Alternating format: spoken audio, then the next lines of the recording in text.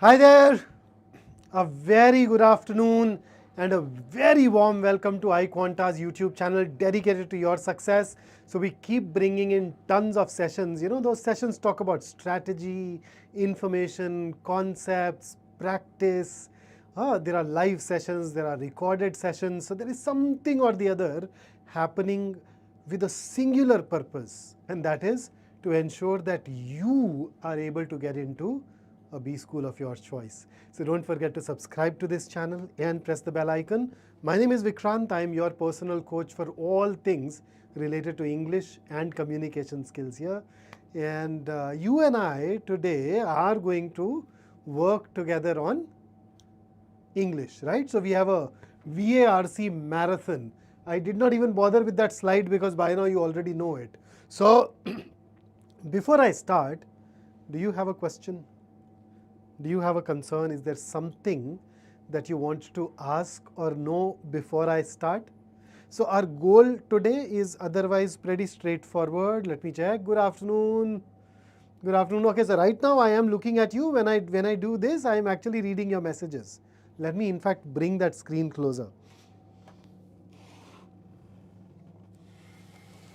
That way I won't have to squint hard to read whatever you share.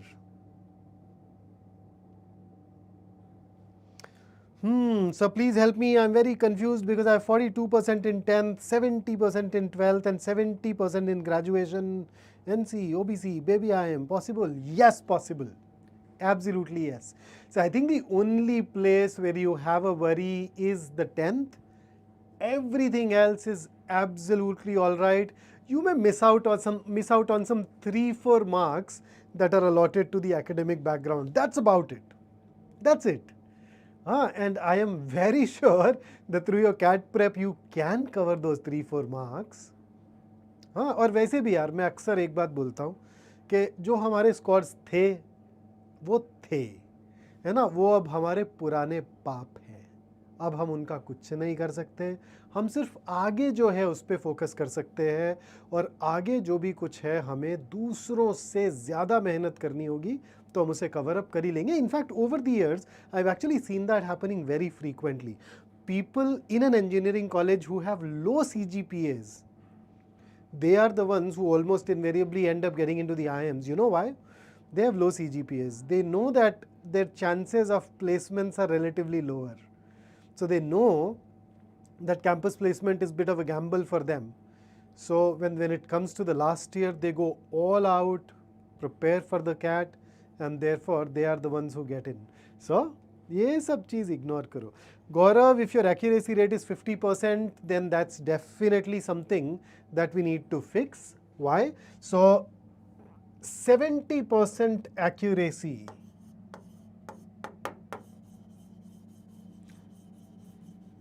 is our threshold. See, if you are below this, then your negatives end up becoming so high that they prevent you from getting a truly great percentile. So definitely work it up to at least 70. How do you do that? Every mistake that you make gives you a feedback. Every mistake tells you what went wrong. Learn from that. Implement a plan that prevents a repeat of that mistake. And you should be all right. तो देखो, गलती करने में कोई दिक्कत नहीं है. करो, खूब गलतियां करो. गलती दोहराने में दिक्कत है. I have absolutely no worries if you make a mistake. I become worried when you keep repeating those mistakes. So make sure that the mistakes do not repeat. What else? Chhavi says, sir, is VARC difficult? For me, not at all. I find it easy. I find it a walk in the park. I find it a child's play. You know how and why. I come from a Hindi medium background. I am saying that. I come from a small town. I am saying that. I know because I've put in the effort. देखो, easy difficult क्या होता है कि यार ये रहा exam का level. This is the exam's level. Now if your level is below it, the exam will appear difficult for you. If you work hard, work hard, work hard, work hard, and bring your level at par with the exam's level, the exam becomes easy for you. But if you are somebody like me, obsessed with, mastery, then you keep working hard, keep working hard, keep working hard, and then now your level is above the level of the exam, that is when the exam becomes a child's play. Imagine solving a 6th standard math question today. I mean, you are at an operating at an advanced level. The 6th standard question, you look at it like, I can do it without even breaking into a sweat. So keep working hard, you would reach there. I'm sorry I'd not be able to read all the messages, but I'm trying as many as I can. Preparing for a month and a half, really scared to take a mock. Okay, fantastic. You have used a word called scared. Scared basically means that you are afraid. If you're afraid, if you're scared, it means that you're operating out of this emotion called fear. And fear is the easiest emotion to deal with. Imagine if I'm afraid of the dark, if I'm scared of the dark, and one fine day I gather enough courage to go into that dark. What will I realize? I'll realize that there was nothing in the dark for me to be afraid of. So the only thing that you require to conquer fear is to refuse to acknowledge it, and it vanishes. Moreover, do not put yourself under pressure. A mock is a test. A mock is like standing in front of a mirror. You're getting ready for a party. You stand in front of a mirror. The mirror tells you that, hey, this is not right. Your hair is out of place, or maybe the knot of your tie is off center. So that mirror tells you that you need to fix those things. You fix those and you look amazing. So mocks are the mirrors. Stand in front of it. It will tell you your shortcomings and you fix those and you become amazing. Okay guys, what else? What else? 42% is like lowest class of percentage sadly met. So what? अब Mikasa बोल रहा है भाई, the clairvoyant. It does not even require to be a clairvoyant to say that 42% is pretty low. Yeah, it is. But then, as I said, यार, वो past है. अपन past change नहीं कर सकते. आगे future है. अपन future change कर सकते हैं. वो future हमारे हाथ में है. You can choose to build that future whichever way you want to. A lot of people in the world, throw that garbage at us and they try to stymie us, limit us. We are unlimited. Okay, so you're not able to solve RC tones. Okay, Aman, we have started a crash course. I will go ahead and introduce it there. Additionally, we also work with kids, those 12th guys. I very recently recorded a video on RC tones for our CLAT IP Mat students. It should be available on that channel. Maybe you can look it up there, or I'll ask them to upload it here on the CAT channel as well. You can go through that. Otherwise, I will cover that in the crash course. Now that you've given this input to me, there will be one session where I kind of, block some time, talk about it. What else? What else? What else? What else? Trying a lot to improve RC passage but still stuck. If you are stuck, it means that your analysis of what is holding you back is incorrect. Or your analysis is right but you're not acting on that. For example, let us say that I repeatedly get passages based on philosophy, the questions based on philosophy wrong. So it very clearly tells me that I am not very comfortable with philosophy, therefore I struggle to understand philosophy. So the solution is to read more of philosophy. So if you don't read more of philosophy, that problem won't go away. So are you identifying the right kind of problems and acting on them? If yes, there is no reason why you will be stuck. On the other hand, if you're not doing that, if you're just blindly practicing more and more and more and more and more, that is when you may not see an improvement. That's when you'd feel stuck. But then, whenever you are stuck, hey, reach out to us on our Facebook group. I will help you get unstuck. Go there, tag me. Now, I may not be able to answer all the comments, but I try to reach out to as many of you as possible. So go there, try that sometime. I or somebody else from our team or somebody else from our wonderful community can actually reach out to you and help you. Chaliye, so let's go ahead and start, right? So you have the directions for the next 4 questions on your screen. You know that it is going to be a reading comprehension passage. Let's go ahead, read it, attempt the questions, then I'll come back. We'll read the passage together and then we will discuss the questions. So you got the process? You got the process now?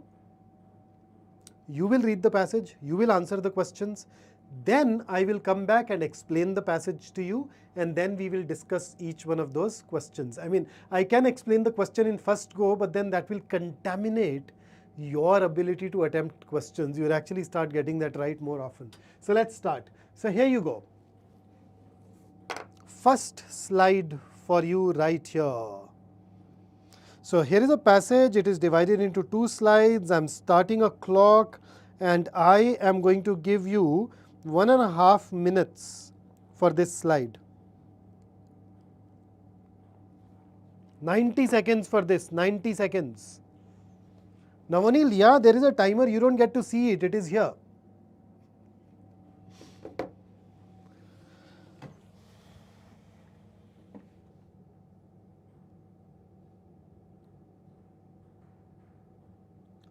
Abhishek, continue with your strategy plus work on reading speed.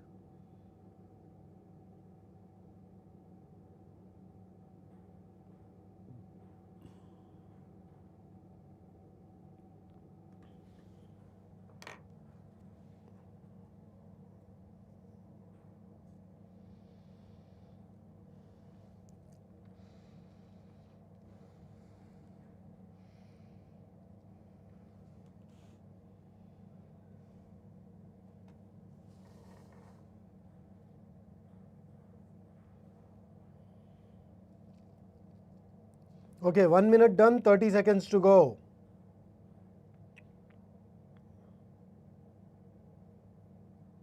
I see that some of us are faster. Fantastic. Good, Navanil.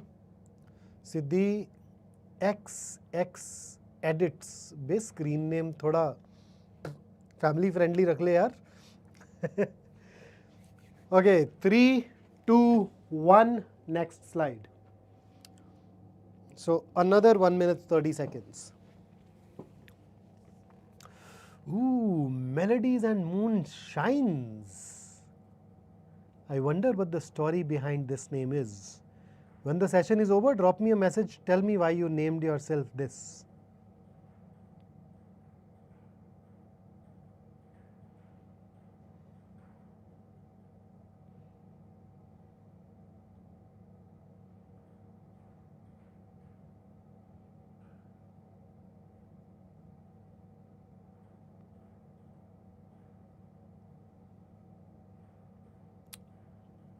Nikhil, do share the 2 options that you're confused about in this session today, and I'll help you get unstuck. Chavi, excellent.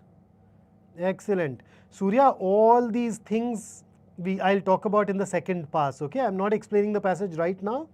You are on your own for the first, for the first instance. I will come in the second one.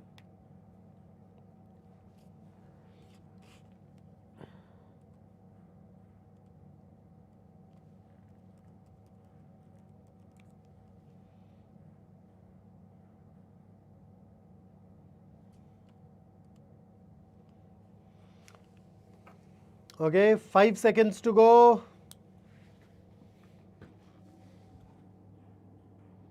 And question number 1. You have 1 minute for this.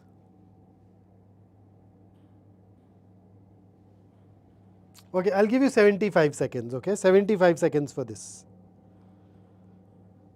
Write down your answers somewhere. You can of course please share your answers, but don't forget to write that down too.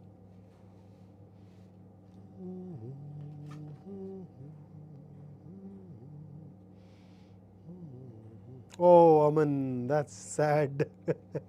Can't help it, man.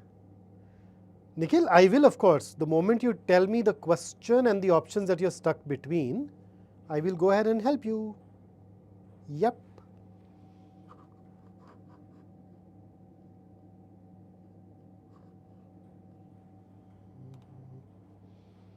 Wow, so many of you are able to answer it so fast. Yeah, I forgot to add that 1 minute timer on the slides today, but I am timing you. So I know that 1 minute is up. 15 more seconds. Keeping it generous for you today.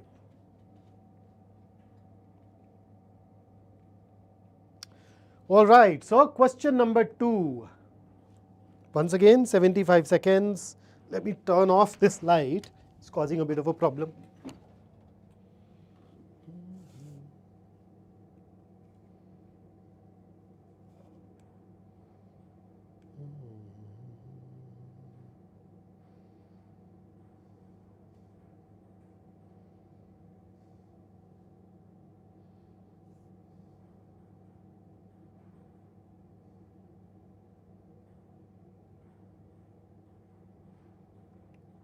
You are right, Navanil, but I have set up a timer. You don't get to see that, that's all.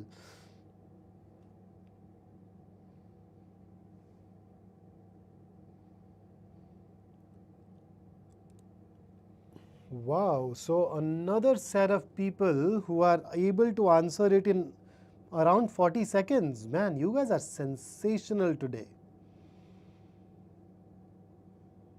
15 more seconds for you to make up your mind. Surya, no, this isn't.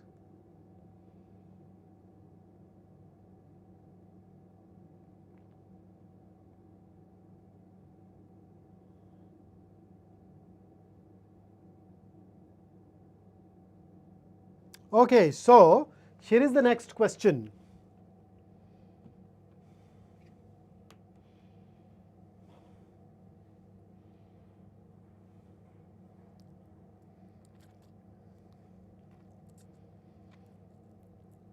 Oh, well, Muskan, I'm starting with something that you'd consider easy, and then we'll gradually build upon it.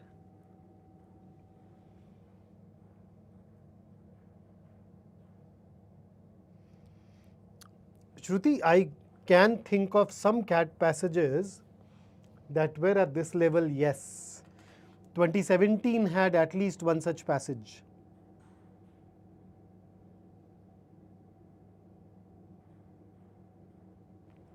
Silly mistakes can be a result of pressure. Let's talk about it later. Mikasa. I also happen to share your sentiment. Okay, 12 seconds to go.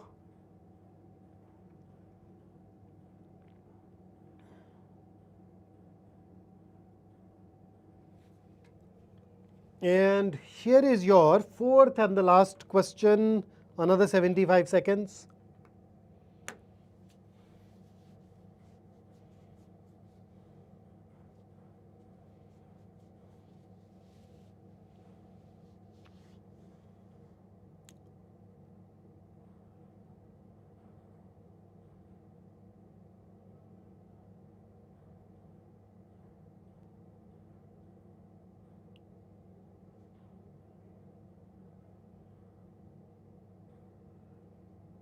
Shraddha, that's quick. Shraddha, Tanmay, Kalpana, Navanil, Aritra, Siddhant. Man, you guys are answering it in what, 20 seconds flat. Ooh.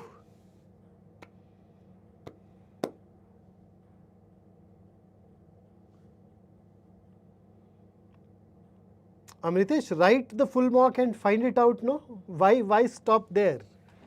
Why write full mark and you'd be able to see? Okay, so 5 more seconds. And we are done. Okay, so let me quickly take you back to the beginning. Let's read. So what does it talk about? You're talking about a particular theft from a particular museum, and we're saying that all the works by somebody like Picasso, Matisse disappeared in the Paris robbery. That heist does not even compare to the Gardner Museum and Mona Lisa jobs. So, I mean, he's saying there is a particular theft. It appears that they ended up stealing something worth a lot, but then there are these other thefts in the past that are much bigger than this theft. Then there is a debate about which heist is the most expensive one. Then the debate revolves around the 1911 theft of the Mona Lisa. They're saying undoubtedly the most expensive because this painting is priceless. You cannot even put a price tag to it. And then, beside the Mona Lisa theft, the most expensive art robbery in history is the March 18, 1990 robbery of the Isabella Stewart Gardner Museum in Boston. In that job, thieves made off with almost $300 million worth of paintings. Some of the biggest names. Okay, and then it switches.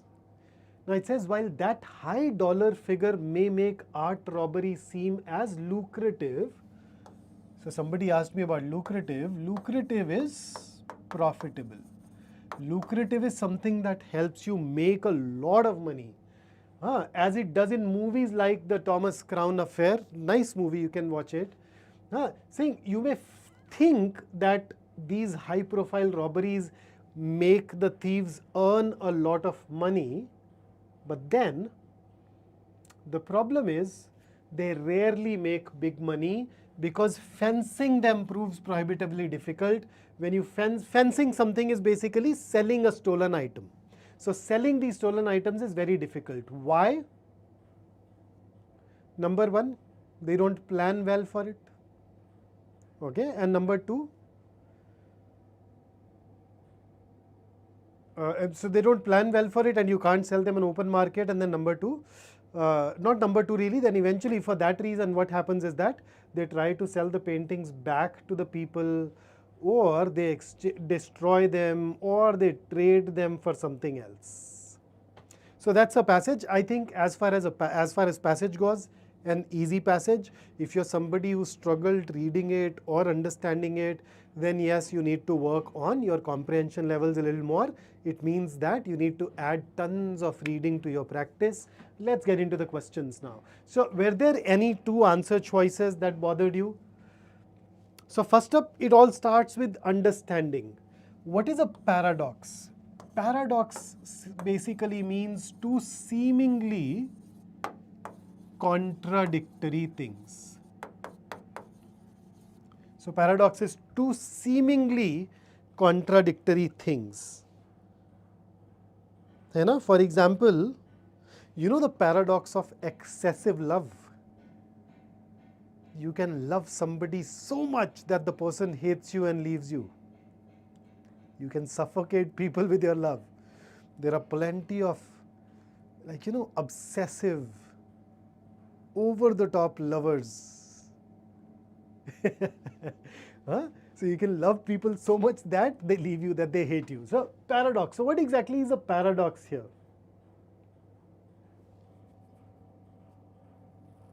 So Mikasa, seemingly opposite, not actually opposite, because these two things do happen together.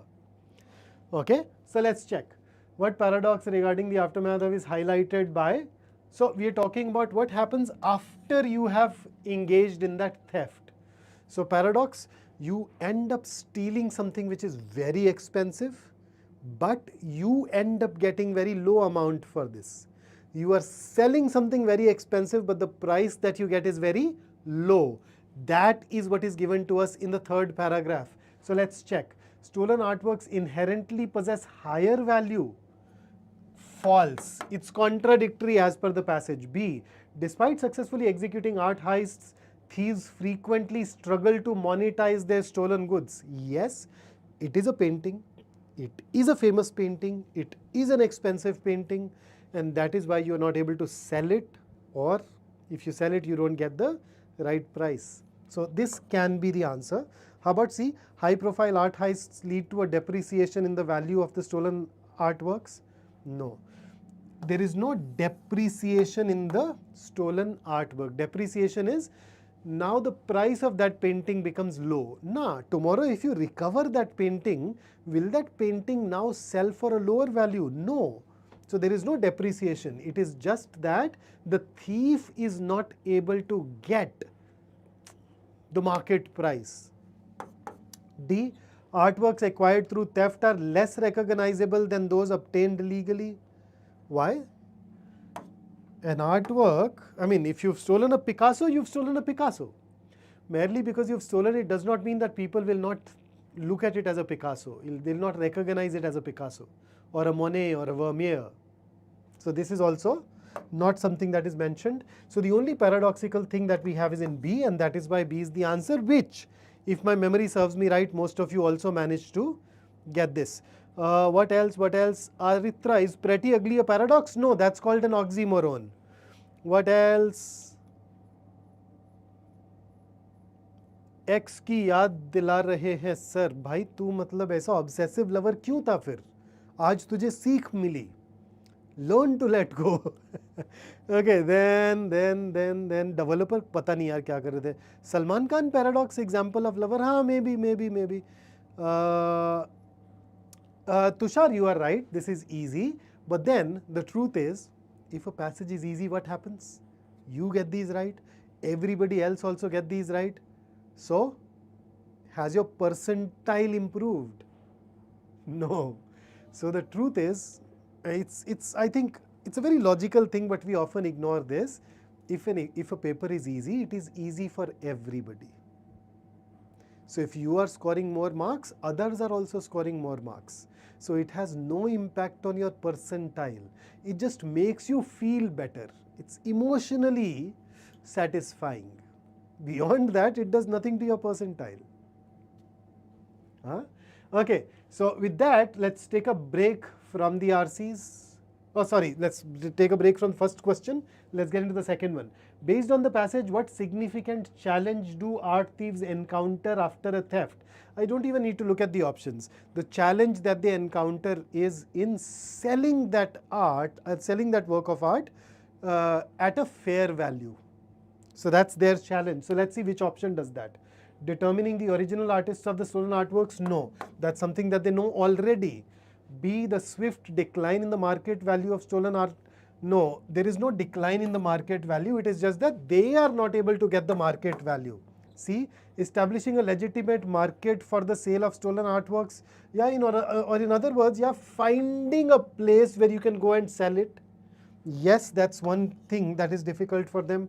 D, verifying the authenticity of stolen artworks to art experts. Not something that is really mentioned in the passage, so you can rule it out. And therefore, the best answer is option C. Any issues with question number second? Samyak, that too, yes. Mikasa, we were talking about averages, right? So easy paper would mean that a higher number of people will anyway get it right. If somebody is exceptionally poor in one area, then that's a different story altogether. Okay, so any issues in second? Okay, I'm taking you to third. If there were two answer choices that you were confused about, please make sure that you drop it in the chat so that I can address it. What is implied about the fate of unsold stolen artworks according to the passage? So if they are not sold, what happens? Last paragraph very clearly mentions that they destroy, or they may exchange it for what? Guns or something, right? So yeah, that's true. Typically returned? No. Kept? Not mentioned. Lost and never recovered? Not mentioned, but this is something that is mentioned, and therefore the best answer should be option A. Okay, then question number 4, the last one. Considering the complexities associated with art theft, what can be inferred about the nature of the criminals involved in such heists? Okay, let's see. They demonstrate an advanced understanding of the art market. False. They, in fact, according to the passage, they do not even think of what they will do after stealing it. They have no plan for how to sell it. It means that they don't really understand how the art market works, at least with respect to stolen paintings. Okay, B, they exhibit a lack of foresight regarding the disposal of stolen art. True. They are principally motivated by the artistic value of the works they steal. Nope. They are principally motivated by the monetary value. They are interested in how much money they can get, and not, so they won't steal a painting because they find it, wow, this is art, I must steal it. No. So this is, So we know that they are motivated by monetary value. Whether they are motivated by artistic value or not is something that we cannot determine from the passage. Okay, then D, they have well-established networks for distributing stolen art. False. So it is an inference question. We have labeled true, false, can't say. There is only one answer choice which is true, and that is the one that we'd go ahead and choose as our answer. Somebody is asking why not B for third. They are typically returned to their, so if they are not able to sell it, do they return it to the original owners? No, they try to negotiate it with the original owners. See, look at this. They try to sell the painting back to the people. They don't return it, they try to sell it. And if that fails, if they're not able to do it, if they're not able to sell it, if the original sources do not want it, they either destroy the painting or trade the painting. So very clearly mentioned here, and that is why for question number 3 we can rule out option B. Okay, so with that, let's dive into the next set of questions. Please read the directions.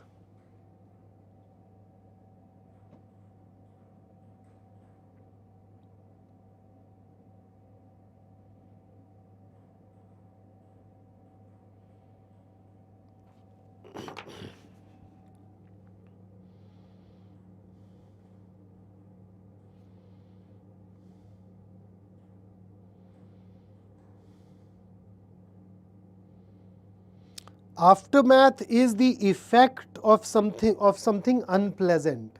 So you know, an unpleasant event occurred. The effects that happen after that event are known as the aftermath of that event. Nothing to do with math. So parajumbles, guys, parajumbles. So let's start. Question number 5. Please arrange these 4 sentences. I am timing you. The moment I get 15 answers is when I will start looking at the question.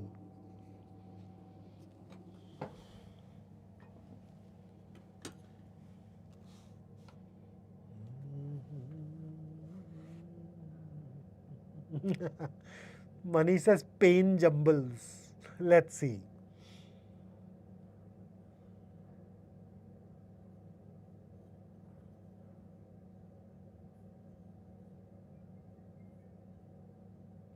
Muskan, that was an easy passage based on art.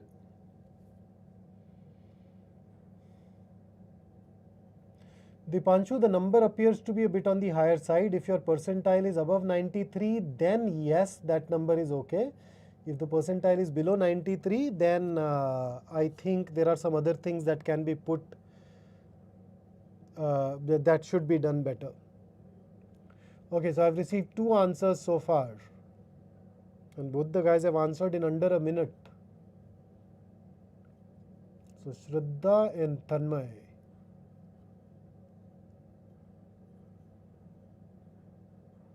Tulsi. Siddhant, that's 4.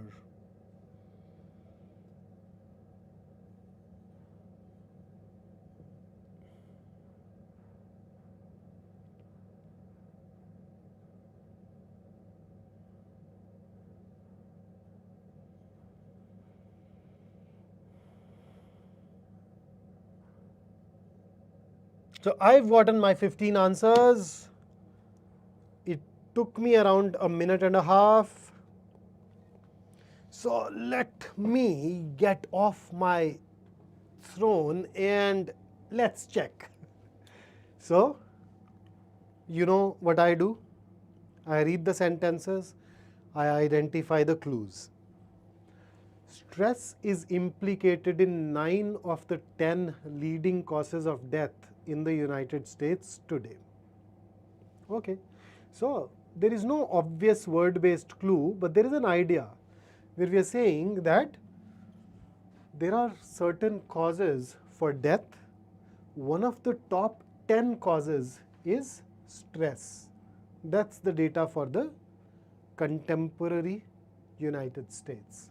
Second, the findings underscore the need to integrate stress history into a person's medical record. The findings. So there is some finding that says that, hey, whenever a person visits a doctor and he has undergone stress in the past, then his medical record should reflect it. So this sentence definitely requires something else that comes before it. So these are findings of what? Then third, deprivation, neglect and abuse during childhood can increase a person's long-term risk of health problems, a new study warns. What is deprivation? Deprivation is when you are not given what you needed. Deprivation can be physical, right?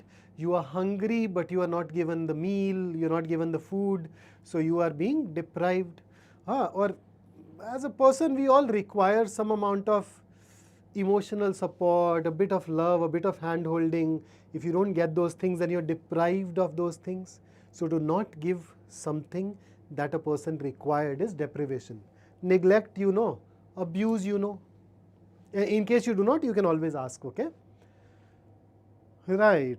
Then fourth, childhood stress tended to have greater effects on the metabolism of women than men, results show. Now that I have all this here, I don't see very many clues here, except for maybe one strong clue, and that is third talks about a new study, second talks about the findings. So, I mean, a versus the findings have to be of this particular study. So I know that 2 should come after 3.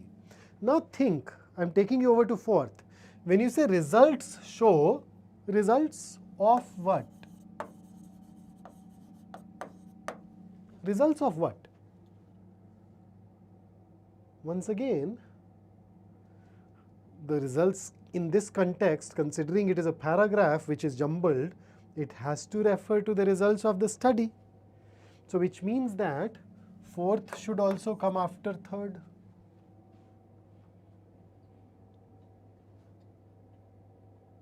So if I think of these 3, how should I arrange these?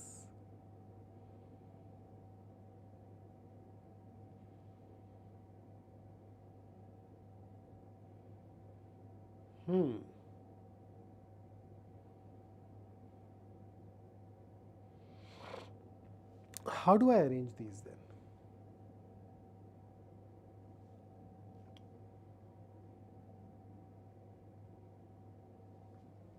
So now that we have these clues, how do you think? Okay, let's look at first. Where does first go?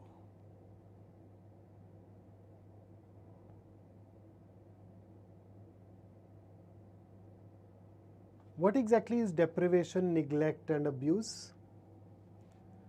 What is stress? Stress is something that exerts pressure greater than what you can handle physically or emotionally.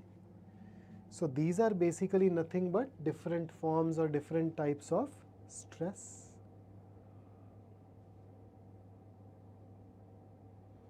So these are the things that we are now at this juncture working with. So Muskan says, sir, isn't first also finding? I'm just asking you to think, absolutely. So Muskan is right, first is also something of a finding, something of a result that has to come from some sort of study, some sort of analysis.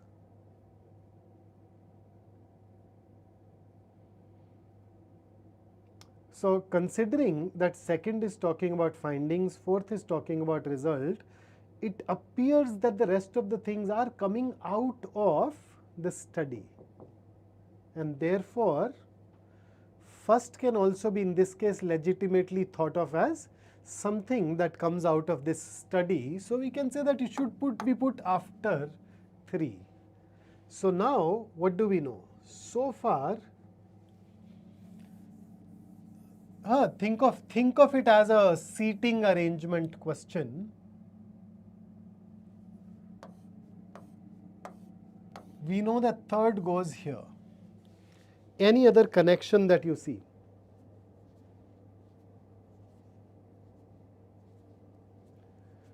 Now, can I say that second is offering a sort of solution? Hey, but before putting in second, you need to talk about the ill effects of the stress on a person's health. That is why you want that to be included in the medical record. Think of it as those idea-based clues that we talk about. So prior to 2, we need to establish the ill effects of stress on a person's health. So first does that, fourth does that. So second needs to come after first and fourth. So that's where second goes. So now you are left with 1 and 4. So the question basically is 1-4 or 4-1. We need to now resolve this.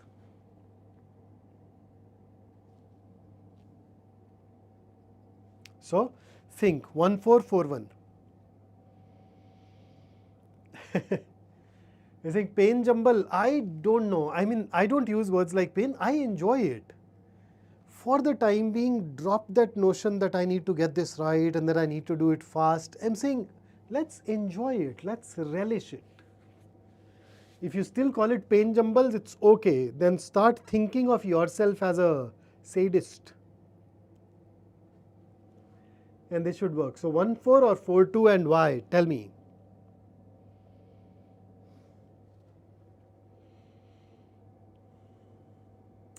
So, in this particular case,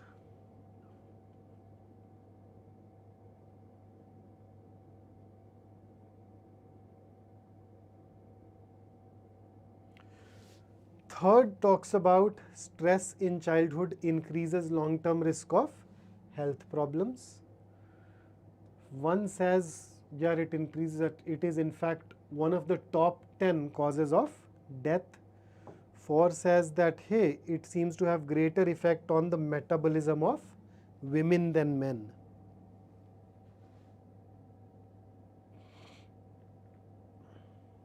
So which one do you prefer?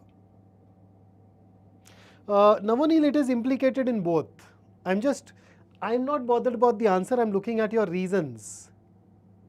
So when you say, yeah, 1-4 looks better, 4-1 looks better, that's not sound. See, that's how mistakes occur. What is your reason?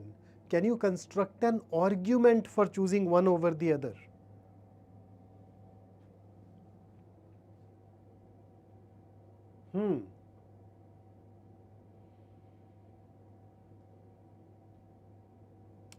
So that's something for you to ponder over now.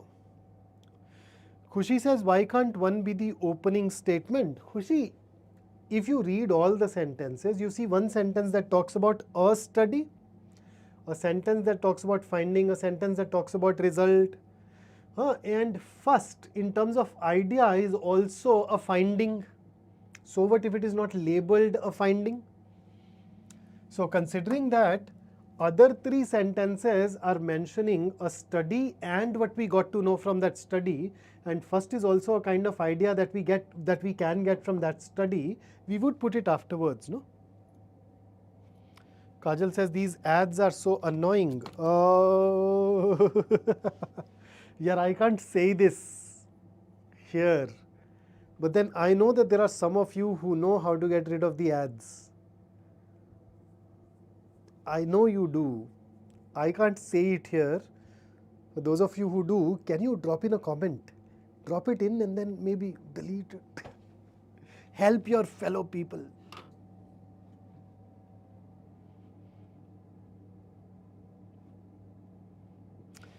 Hanji, 1-4 versus 4-1.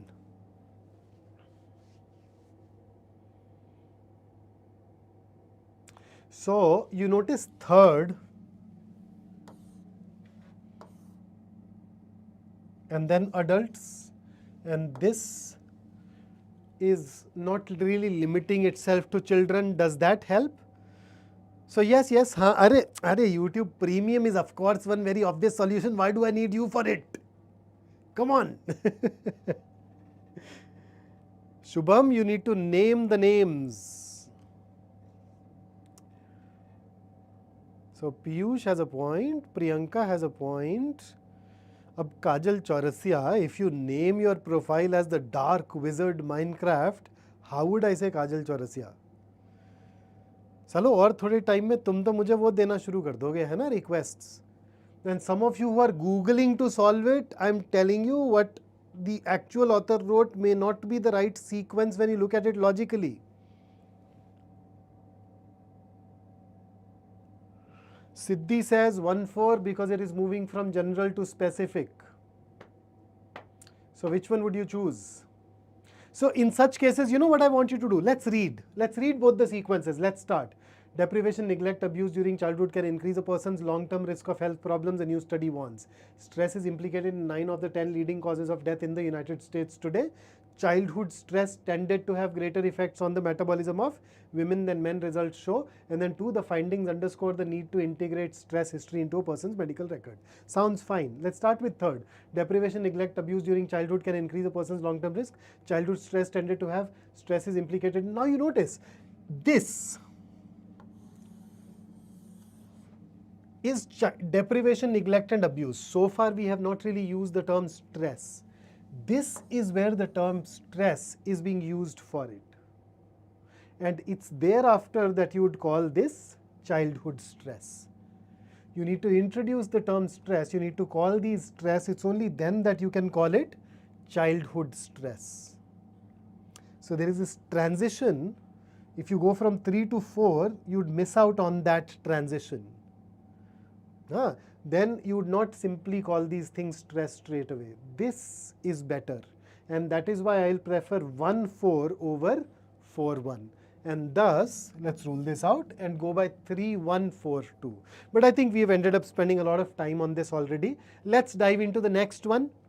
It's not about the answers, it is about the process. So I'm starting the timer.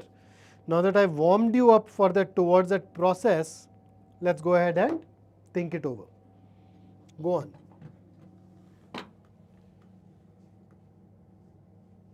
So I've started the timer.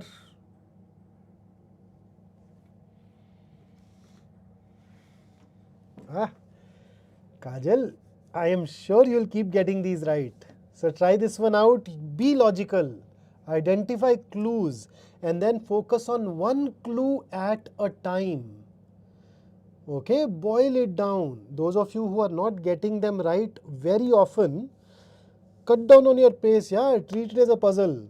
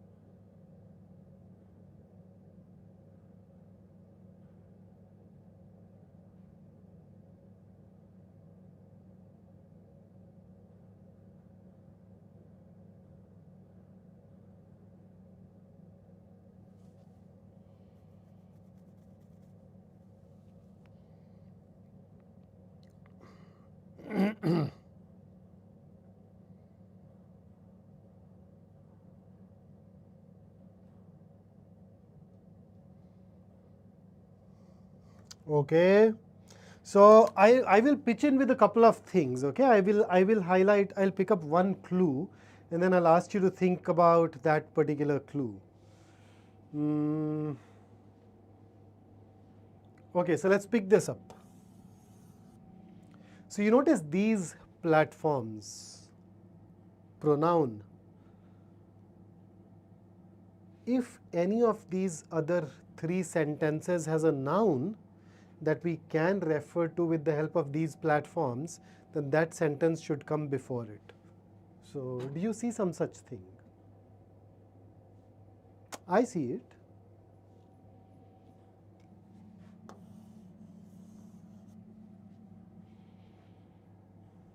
And thus, I know that I need to have 2 plus 3.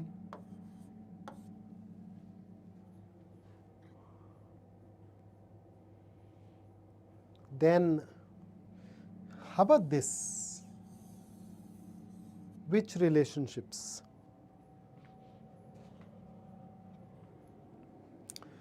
So, the relationships can be here. They need to engage with their peers during the years of social development. Relationships are here. Chatting with your friends, etc., and building communities. So, it can refer to either one or two. But if I read the rest of the fourth sentence, it talks about building and maintaining. Now, in second, the relationships are already built. The relationships are already built.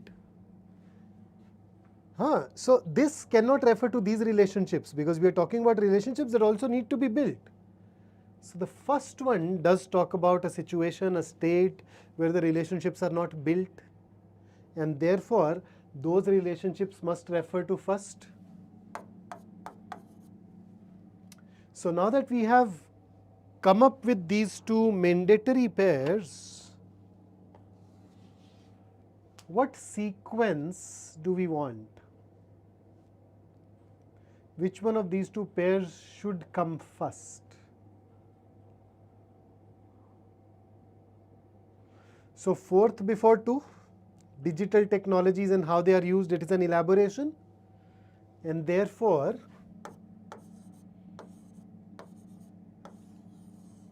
that's our answer.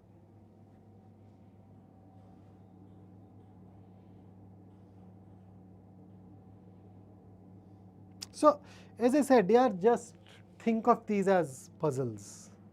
And in case we could not discover the best sequence, it's probably because we could not find a clue, or we did not know what to do with that clue.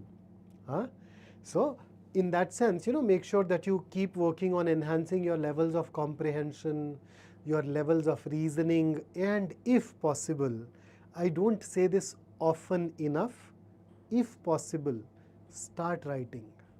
Get into writing, that should help.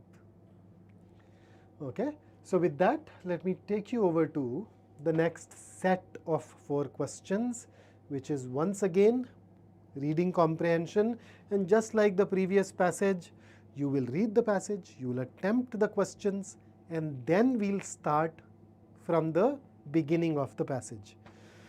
So, take a couple of deep breaths, get out of the parajumble mode and get into the RC mode.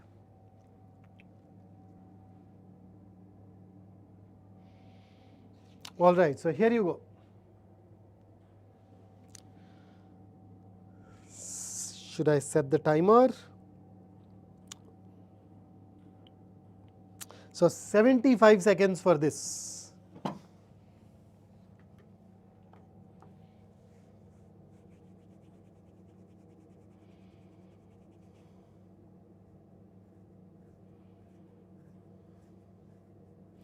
Yes, yo-yo.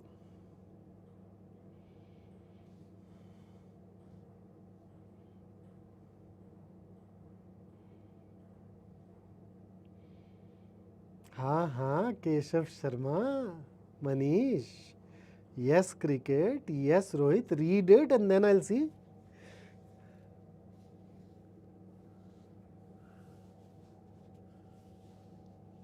Luffy, One Piece fan. Good to see you.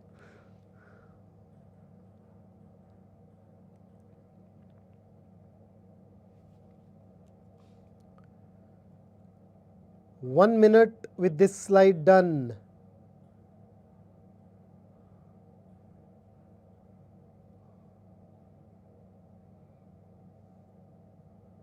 I explained it, I told you why 4 needs to be with 1 and not after 2. Okay, given you 80 seconds now. I'm not going to give you more than 90. All right, so 90 seconds with this slide. Next one. Manish, solve it and then I will come back and help you.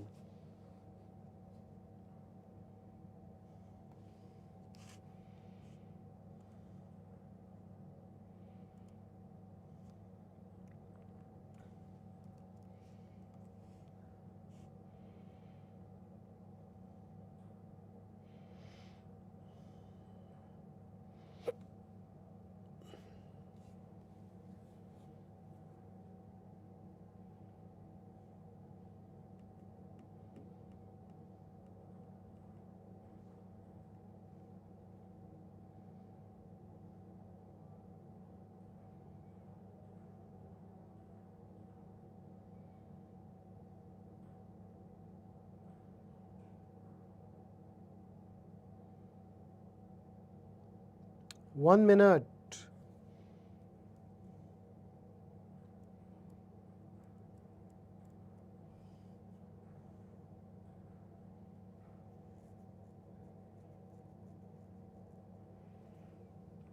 That's 75 seconds.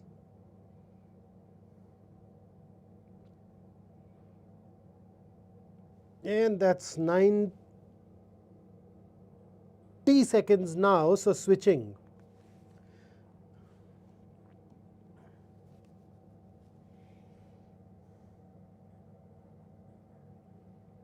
Please listen to Soumya. Look at her comment. Manshi.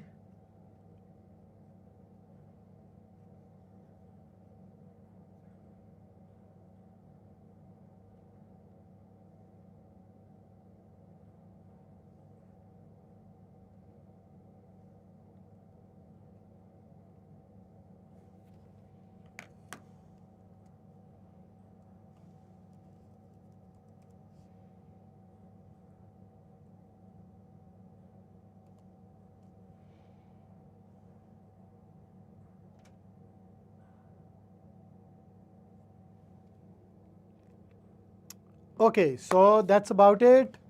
I think enough time for you to read it. Let's go ahead and dive into the questions, starting with the first one.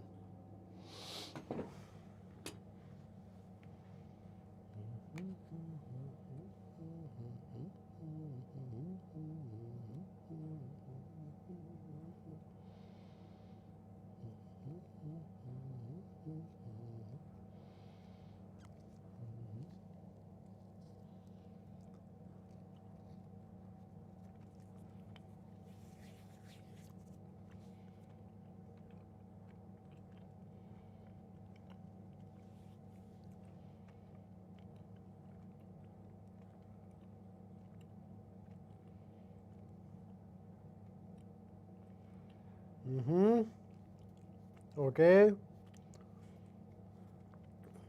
Good speed, guys. Good speed. Those of you are answering it soon.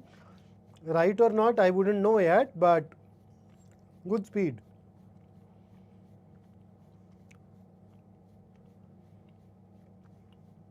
And I'll switch.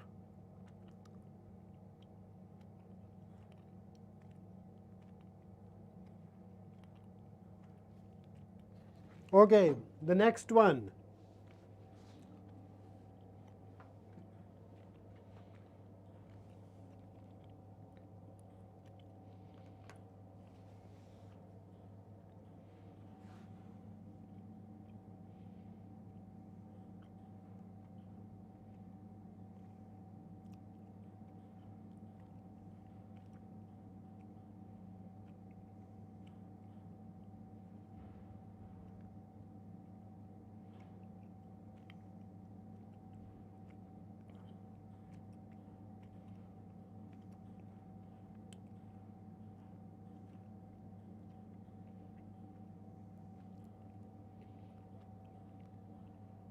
Oh, a lot of answers streaming in very fast.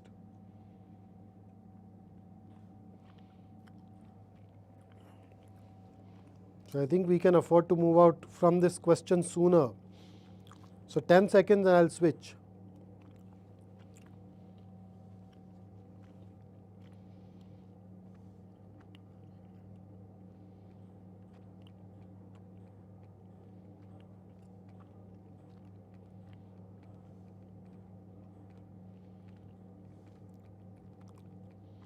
Okay, so next.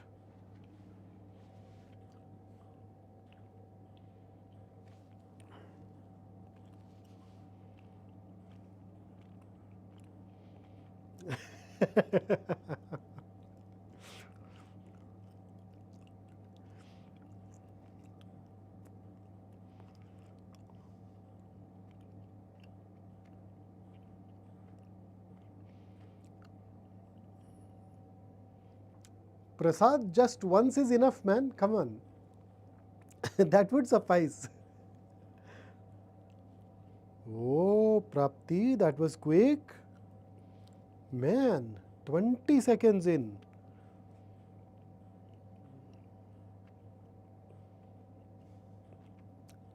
Same goes for Himanshu, Manish and Siddhi. Good.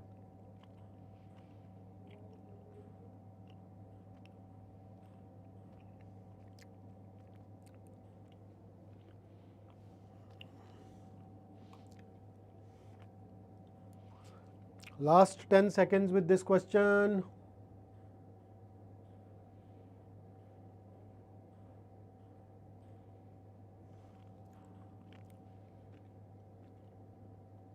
Okay, and here is the last one on this passage, based on this passage.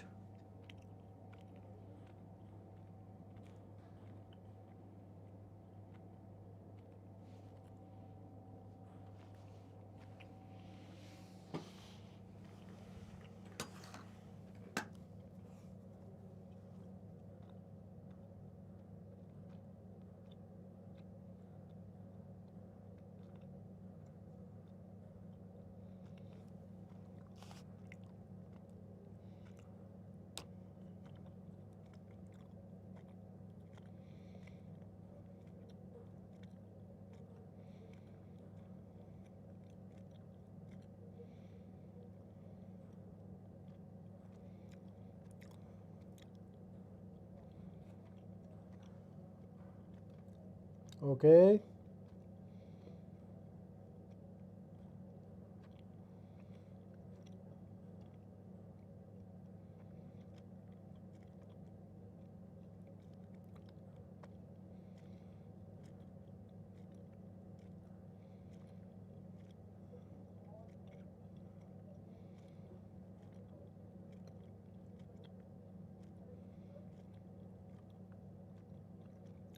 All right, so 4 seconds. And that's done. So let's revisit.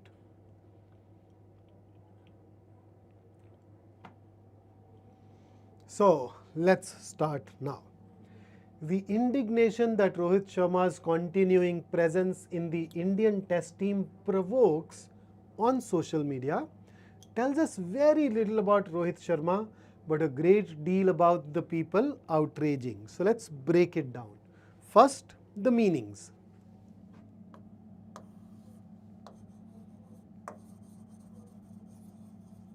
So indignation basically is a type of anger. What type? An anger that arises out of injustice. When you see something wrong happening and your blood boils, that's indignation. So there are some people who are angry about Rohit Sharma's continuing presence in the Indian Test team. Okay? Right? Now they show their anger on social media. So Rohit Sharma is in the Indian cricket test team. There are some people who are upset about it. They go and show their anger on social media. But this anger tells us very little about Rohit Sharma. But it tells us a great deal about the people who are showing that anger. The futility of the criticism comes of applying the expectations of cricket to a work of art. Futility basically means a state where you know that you won't have any effect. So the futility of the criticism. So their criticism is futile. Their criticism is not going to have any real effect. So this futility comes from what? It comes of applying the expectations of cricket to a work of art. So these guys are criticizing from a point of view of cricket. Okay, they expect a cricketer to act in a certain way, perform in a certain way, right? But then the author here is saying that, hey, they are criticizing because they are applying the expectations of cricket. In reality, Rohit Sharma's being there is a work of art. Man, look at what this person has gone on to say. So to summarize, people who outrage about Rohit Sharma's presence in the Indian cricket team need to realize that their outrage is futile. They are outraging because they are using the cricketing logic. In reality, they should not be using the cricketing logic. They should use the logic that we use in art.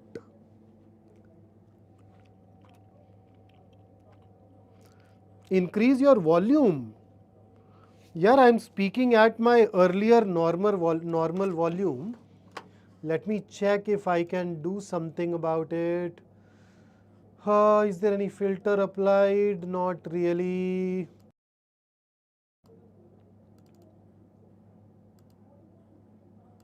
Let me just check.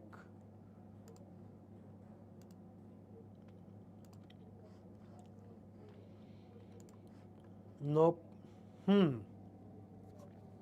So is the volume level really low? I mean, let me just quickly log into the session and check. I think if I play it on my phone, I'll be able to at least evaluate it. So give me a second. I've turned it on. The volume is fine at my end, yeah. Volume level really low. I mean, let me just quick.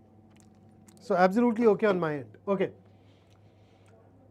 Now, had Picasso been cricket mad, his portraits of batsmen might have had both eyes on the profile facing the keeper and no one would have objected.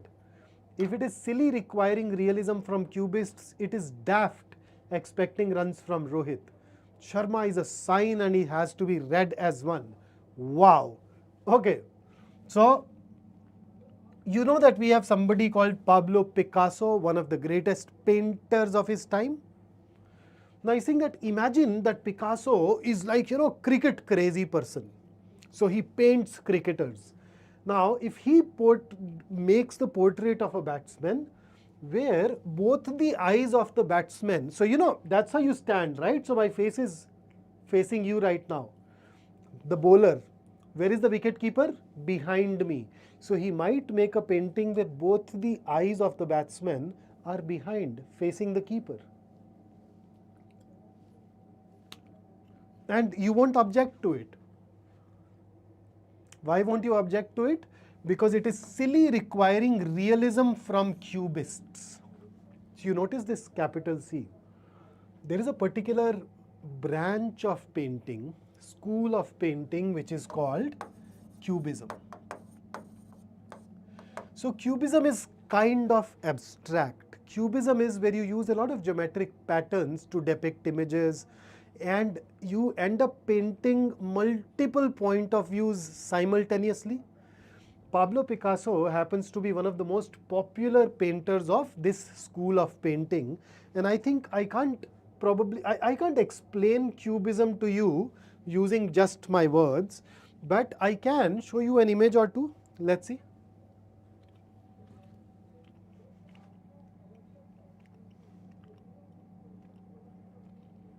Why cubism? Let me straight away show you Picasso.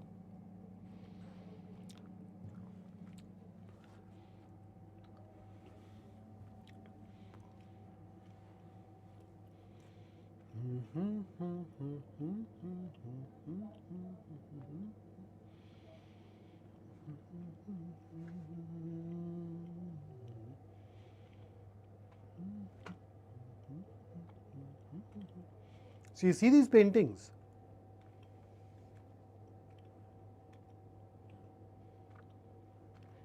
Okay, oh, I remember this one. Let me show you this one. You know why I remember this painting? What do you see in this? What do you see in this? I remember this painting because this painting got stolen I think a decade and a half ago, so it was in the news. And back then when it was stolen, it was valued at around $7 million. What do you see in this painting?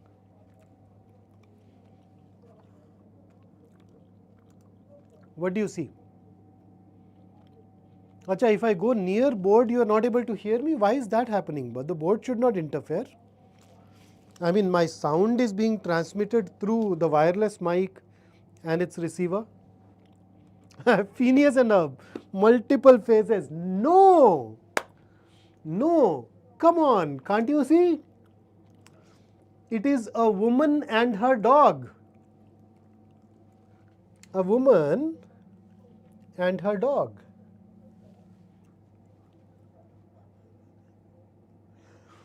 Okay, I know I am laughing. I know some of you are also laughing. And you're like, $7 million for this? Huh? Your 7-year-old nephew can do a better job than this. But then, cubism. So you notice woman, a triangle, dog, kind of a rectangle. Here are the two eyes of the dog. Here is one eye of the woman, another eye of the woman. And where is the neck? What's happening? So now you have seen something that we can call cubism. And then there are more. In fact, there are more instances on this page itself. Right? You notice, for example, this painting. Both the eyes are on the same side. So we are saying if you were to draw a cricketer with both the eyes on the other side, facing the wicket keeper. So I hope that explains this more thoroughly to you. So we're saying, now come to think of it, when you evaluate art, say somebody like Picasso, so cubism you've seen, realism is where you draw things as they are. Okay? Realism is when you draw things as they are, photorealistic. So you see a woman as a woman, a dog as a dog conventionally. So, but you won't expect Picasso to paint in that manner. Similarly, it is daft. Somebody had asked me for the meaning of daft. Daft is silly. Daft means stupid. So we're saying it is silly to expect runs from Rohit. Why? Rohit Sharma is a sign and he has to be read as one. He's a sign, just like Picasso's paintings are symbolic, right? You don't see realism. So you typically, if you follow cricket, what do you want from a cricketer? If he's a batsman, you want that person to score runs. That's your expectations of cricket. But the author is saying, no, think of Rohit Sharma as a work of art. There is symbolism there. So Rohit Sharma is a symbol. You need to read him as one. Okay, now Virat Kohli, his captain who knows something about cricket, is an unlikely semiotician. So some people had also asked me about the meaning of semiotician. So there is a particular branch of study called semiotics. Semiotics is a branch where you study signs and symbols along with their interpretation. So when you say Virat Kohli is an unlikely semiotician, he means he's somebody who can read signs. He understands what those signs and symbols mean. So Rohit Sharma is a sign, is a symbol. So he's an unlikely semiotician, but he understands the importance of being Rohit. After the first test against South Africa, which India lost, Kohli said that he did not mind batsmen getting out early so long as they showed intent. Intent to play their natural game, intent to win in this context. Selecting Sharma is his way of signaling intent. If there is one criticism to be made of Sharma's performance in South Africa after 3 innings, it is that he did not get out flashing. So get out flashing, now flashing does not mean there is this one form of flashing where you flash your body, you take off your clothes. But then in the cricketing world, when a batsman flashes, he just goes hard at a ball. He just tries to hit it out of the park instead of being defensive. So he's saying the only thing that you can criticize him for is that, hey, you got out, but you should have gotten out flashing, playing hard, attacking the ball. Had he showed intent while being dismissed, his job would have been completely done. Now, this paragraph can very easily be understood after reading the next one. So see, what makes Rohit such a potent sign powerful sign in Test cricket is paradoxically not his record in that form of the game. So his record in Test cricket is not great, but his extraordinary limited overs passed. His performance in one-day cricket has been extraordinary, especially those incandescent double centuries. Incandescent is very bright, shining, sparkling. It is the spectral presence. Spectral presence basically is a ghost-like appearance. So although he is in the test match, but people are able to see his one-day performances around him.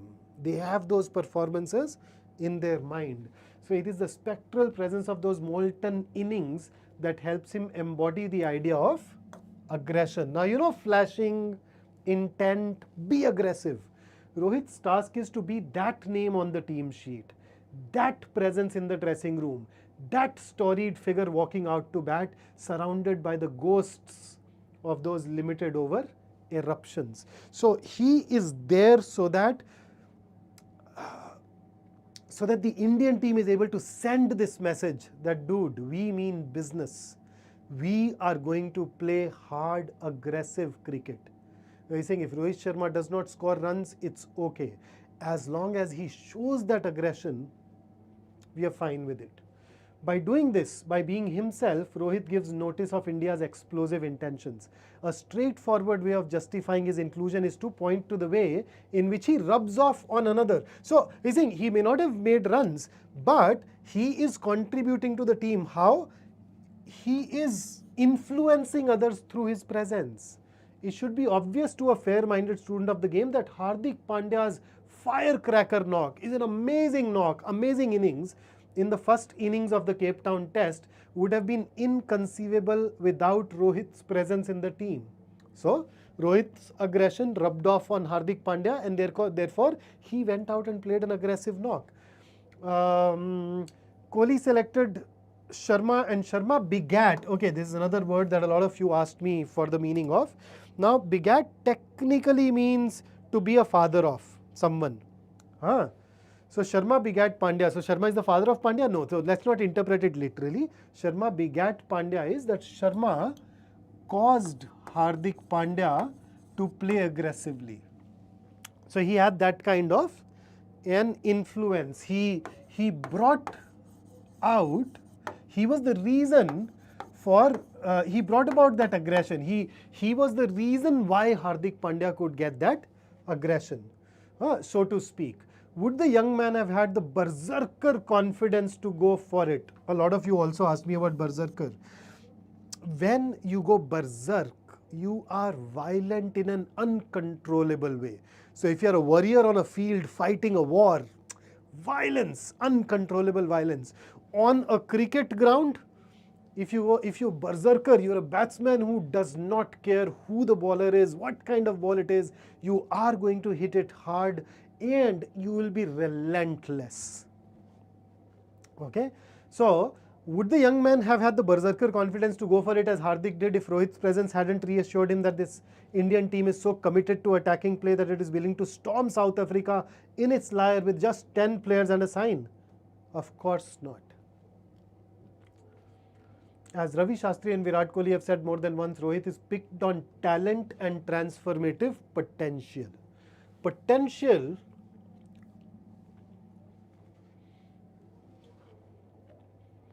a player who realizes his potential ceases to have potential. And potential, once you've realized it, then the potential has been converted into reality. Rohit is pregnant with the idea of greatness.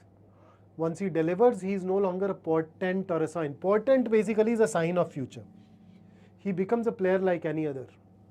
It is by threatening to perform, by rumbling but not erupting, by being a non-doing Vesuvius. So now you'll understand it. Vesuvius is the name of a volcano. So volcano can erupt. But then there are times when a volcano does not erupt. You just hear some sounds coming out from that volcano that tell you that, hey, damn, this volcano can erupt. It is alive, it is active. So now you connect. that he becomes a galvanizing presence. For Kohli, Rohit's ODI heroics endow him with that vanishingly rare test match quality, the ability to change a test in a session. So that's the passage. That is why the moment you guys read the first paragraph, somebody like, oh, cricket, oh, Rohit Sharma, man. If you want to understand the second paragraph of this particular passage, dude, you need to be somebody who is well read. And if you truly want to appreciate this last paragraph, man, you need to be well read. That's why I constantly ask you to go out, read more, and look at what a fresh perspective it is. Here, there is somebody saying that even if a batsman does not make runs, it is useful for him to be in the team, because he sends a message to the opposition, because he sends the message to his fellow players. And in fact, if he performs, he'll just become like any other player.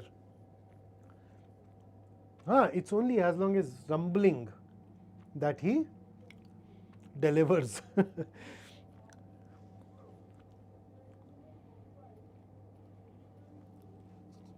Okay?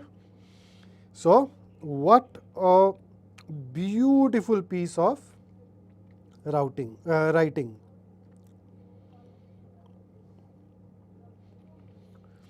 Endow basically means provide.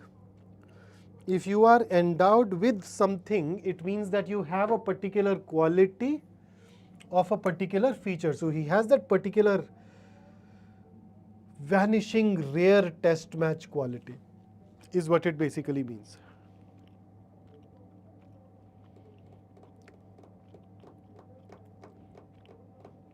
Okay, so let's go. Questions. So when I was going through the answers that you guys had shared, I remember that I got B versus C in this. So I will focus on these two. What is the main argument the author makes about Rohit Sharma's role in the Indian Test team? A.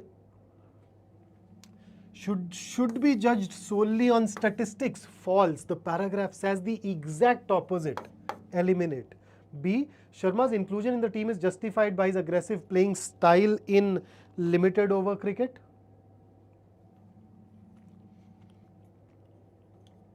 Okay. C. Sharma's role in the team should be evaluated beyond conventional cricketing metrics. So now compare. So is the author saying that his presence is justified because he has played aggressively in one days? The real reason that is given to is that aggression walks with him when he is on the team. So because of that aura, he affects the opponent. It's because of that aura, he affects his teammates to play more freely, more aggressively. So don't look at whether he scores runs or not, look at that aura. So it's not literally about justified because he played aggressively in one days. We're saying, so look at this. So main argument is, don't judge him on the runs that he makes, judge him on the other impact that he has on the opponents and the team. And that is where C is closer to the main argument. So it's not, this is just a fact that gives him that aura. So the main argument, so it is yes, an argument given, a part of that argument. But the key is, but the main idea is C, don't judge him for the runs that he makes, judge him for the impact that he creates. D contradicts the passage. So A and D easy to rule out, and now we know why C is better than B. So if you could understand the penultimate paragraph and the antepenultimate paragraph, C is a no-brainer then. Okay, then question number 8. How does Virat Kohli's strategy regarding Rohit Sharma reflect in team dynamics according to the passage? Kohli values high scores over the presence. Contradictory. He values the presence more than the high scores. Kohli sees Sharma as a key figure to inspire younger players and set an aggressive tone. Yes. Kohli is indifferent to as long as the team wins. It's not about he's indifferent as long as the team wins. I think even when the team loses, remember it was the second paragraph. The first test was lost, but he was there. So he was still valued. So it's not just limited to whether the team wins or loses. And therefore it can be ruled out. D. Kohli prioritizes maintaining traditional cricketing values over innovative strategies. This comparison has not even been made in the passage. Let's rule it out. So the answer is option B. Okay. So I think at max the problem here could once again be B versus C. But this, and I can take you back to the relevant part quickly.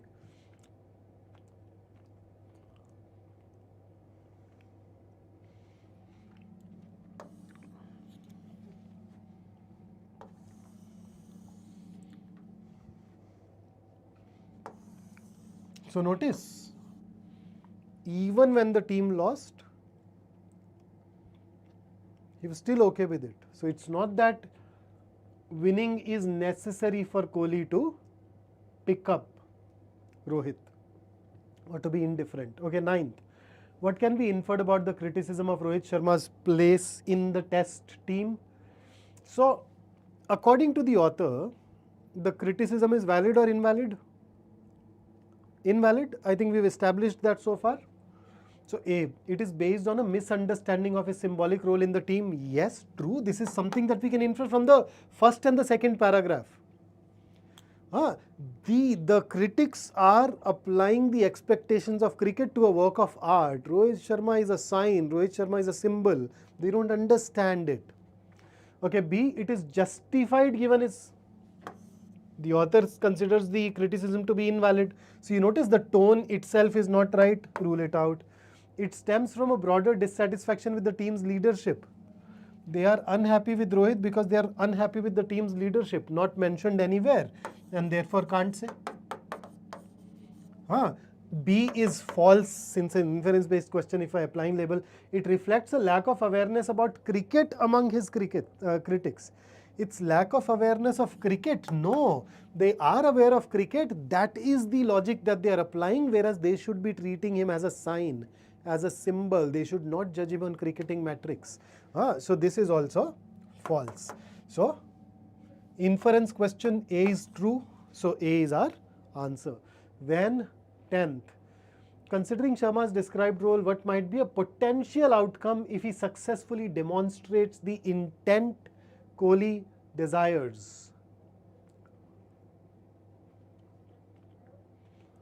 So, if he successfully demonstrates the intent, would basically means if Rohit Sharma plays aggressively, then what can be a potential outcome of it? A, it could lead to a re-evaluation of how cricket players are judged in test matches. True. I mean, so far the critics at least are judging him on the basis of what? Performance. But if he's successful in that role, so success here will be, is he able to threaten the opponents? Is he able to inspire the teammates? Is he once in a while able to change the course of the test match in a single session? Then people can say that, hey, okay, this person does not make runs, but he can still add a lot of value. So this is something that we can infer. Yep. Okay, B, it may result in Sharma consistently scoring higher in future games. No. If he successfully demonstrates it, then what will he do? He will play aggressively. When you play aggressively, you are taking more risks. If you take more risks, your chances of getting out are also higher. So to say that, hey, because he'll play aggressive, high-risk cricket, he'll score more runs, no, he's going to be inconsistent. So it may result in him consistently scoring, cannot be determined. C, it could cause a shift in leadership strategies across other teams, cannot be determined. We don't know whether other teams also value that intent or not, or whether they need that intent or not. Then D, it may diminish the significance of aggression in cricket. No, it will increase. This is false. So the only thing which is true here is A, therefore that's our answer. So Ayush, it's okay. There is no problem in making a mistake. Particularly in this question, this is a difficult question, okay? The deal is, once we've made a mistake, especially when you and I are together, you need to realize what went wrong, why that mistake was made. That is important.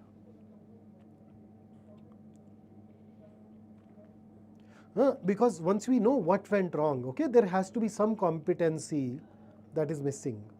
There can be an issue of skill, there can be an issue of technique, whatever that was. So that's a very valuable feedback. Now we know what it is that we need to go ahead and work on, right? So that's what we need to do. Okay. Rashu Kuraria, another marathon on PYQs. Rashu, I've sort of started a series on YouTube. Remember that 100 passages with 100 percentiler, which is me. So I'm picking up quite a few previous year questions there. In fact, yesterday I sat down and created a passage. I was reading an article which made a very counterintuitive point. An article that was talking about why it is okay to cheat on your partners. And I was like, I was reading it and I was laughing and I thought that, hey, you guys should also read this. But then I said, if I'm kind of asking you to devote some time reading it, why not answer some questions too? So I sat down, created those questions. So I created that passage a day before yesterday. I recorded it yesterday. And hopefully after processing, it should be uploaded. In that series, it will be passage number 11. Do go through it and then tell me how you felt after reading the passage. Funny one, huh? Okay. So, directions.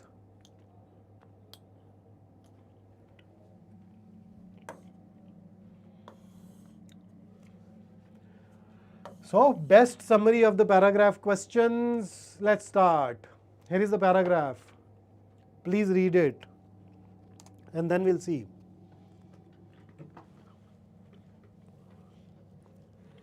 अरे शरत यार, मतलब थोड़ा late हो गया. शरत slightly late यार. I've moved on, so it'll be difficult for me to take everybody back there. The rest of you, please read the paragraph. I'll see if I can quickly answer Sharat. I'm assuming you're talking about question number 10. So, if his potential is to play aggressive cricket, when you play aggressive cricket, it is unlikely that you will consistently be scoring high. When you increase the amount of risk, then consistently high returns become unlikely, and May contradicted that. Khushi, I actually keep on taking so many things, yaar.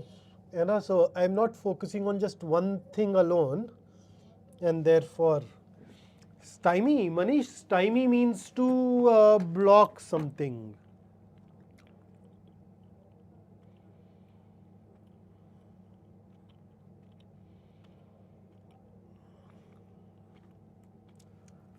When you stymie something, you prevent it from sort of achieving its true potential. Okay, now that you have done, I'll explain. Okay, don't worry. I just go through the options and then you ask. Okay, go ahead. What's your answer?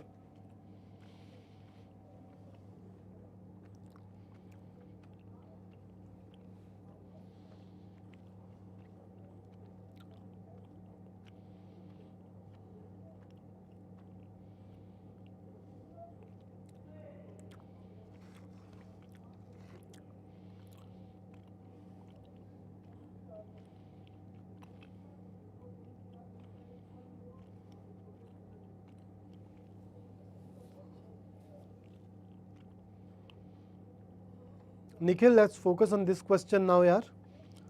Huh?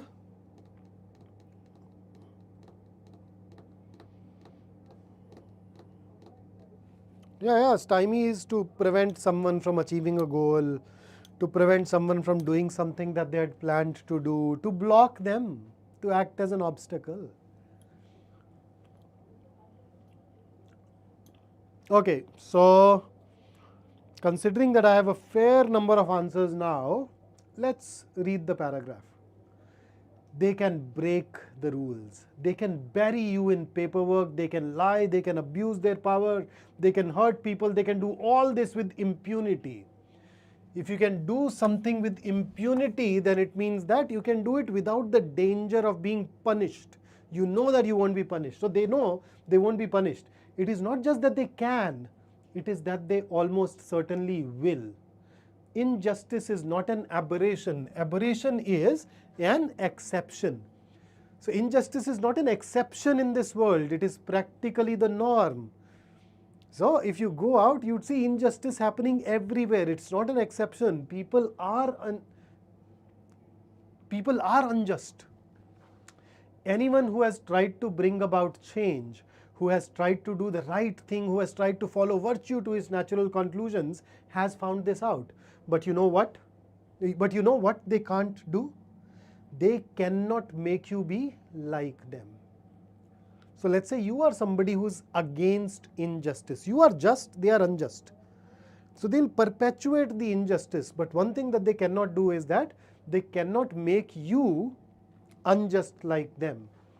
The powers that be is these guys who can do all these, can stymie us, they can prevent us from doing what we want to do, but they cannot force us to like them or be like them. They cannot force us to like them or become unjust like them. That is something that we can and must resist. So liking them or becoming like them. Okay. So their efforts to make us like them or to be like them. Okay, so let's start. People in power will always face resistance from those who refuse to follow their unjust ways. Where does this come? Where does it say that they are going to face resistance? In fact, the paragraph says they can do it with impunity. What is it that we need to resist? Not what they do. We are resisting this. So, A is a very subtle distortion. Resistance towards their efforts to make us like them or to make us be like them has been converted into resistance to their acts. So that's a distortion. Let's rule it out. B, they are going to do what they are going to do, cheat, abuse, hurt, act with injustice, but we are not. Will this work? So they are going to do those things. We are not going to do those things. So it is right, but it does suffer from deletion. It does not have that last part.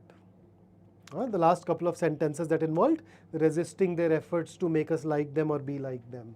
Okay, see, even though people in power abuse their authority, they cannot prevent reform or progress. Addition. This is not even mentioned anywhere. Let me label this as well. That's a distortion. D, oppressive powers destroy individuality by forcing people to follow unethical standards. Eventually, everyone gives in to such pressures. This is contradicting the passage. This is the opposite of what the passage says. So, distortion, not only distortion, but it's bringing in something which is completely opposite. So, because it is contradicting it, we can eliminate it. C has something which the passage does not have. Let's eliminate it. A distorts, let's eliminate it. So is B the best, the absolute best option? No, but it is the best of the four. It does has its own problem, but the problem that you have here is smaller as compared to the problem in any of these other options, and that is why our answer here should be option B.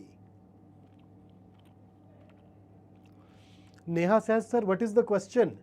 Neha, I know that in YouTube sessions people keep flitting in and out, so we were supposed to pick up the best summary of the paragraph. Helper अड्डा says आप Krrish movie के villain जैसा है। भाई मैं आज ही जाके Krrish movie देखता हूँ, फिर देखता हूँ उसमें विलन है कौन। हाँ, और फिर देखते हैं कि मतलब बट हीरो जैसा। भाई तूने कंफ्यूज कर दिया यार मुझे। क्रिश वो अच्छा ऋतिक रोशन वाली, पता नहीं कौन था यार उसमें विलन, देखी नहीं यार, कितनी पुरानी मूवी है भाई। You were born when that movie was released. I'm surprised. Okay, next question. Please read the paragraph.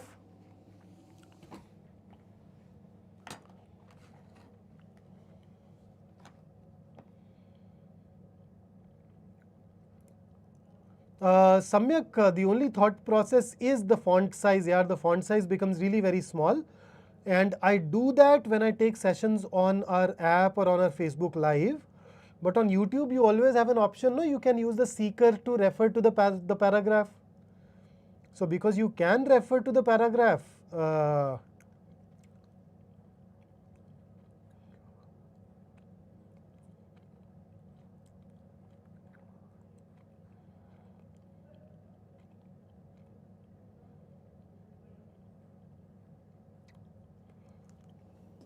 I thought that I should not really keep the font size really small. Saif इमाम से sir आप हिंदी में ही बोलो भाई यार लोग ना सब जगह से यहाँ पे तो हिंदी सबको आती नहीं है दरअसल यार हाँ और तो सब में थोड़ी सी प्रॉब्लम होगी यार तुमको बट सीकर से ना पैराग्राफ रेफर कर लिया करना आरसी में भी पैसेज रेफर कर लिया करना उससे थोड़ा आसान हो जाएगा क्लासेस में मैं हमेशा या तो सेम स्लाइड पे रखता हूँ या पीडीएफ दे देता हूँ ताकि आप रेफर कर पाए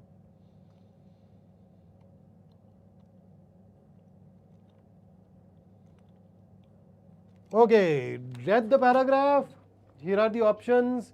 And a reminder, you can go back to the paragraph using the seeker of your YouTube video. So what's your take?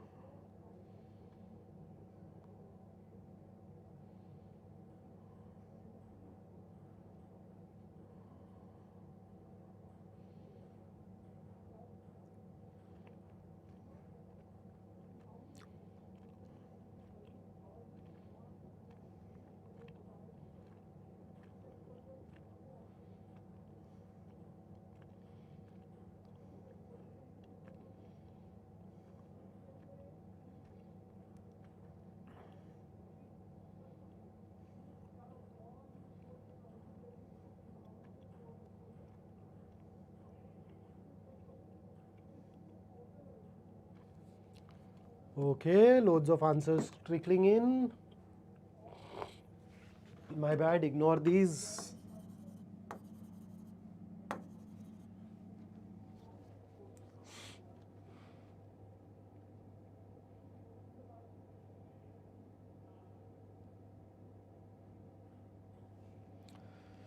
So, A versus D, that seems to be the overall theme so far.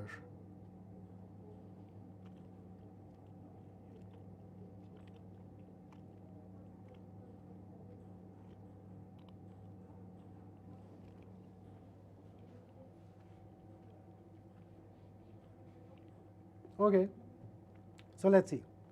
A gene is a segment of inheritance information. Alleles also refer to genetic sequences. They also dictate the transmission of characteristics. Therefore, it is crucial to understand what a gene is and what an allele is and how they are different. It's a very common grammatical error that I see. Even this author made it, should have been how they are different. Every gene occupies, another grammatical error, a specific place, and each gene is located in two copies, one original from the mother and the other from the father. But the copies as the printed copies are not necessarily the same. Alleles are used when the copies of a gene are different from each other in some form or another. There can be different forms of a given gene and they are referred to as alleles of the gene, although only two alleles can exist in one gene locus, whatever that means. So let's start. A gene is the segment of heredity transmitting information. Segment? Yes, correct. Located at a certain site, and alleles are the varieties of gene. Are there different varieties of genes?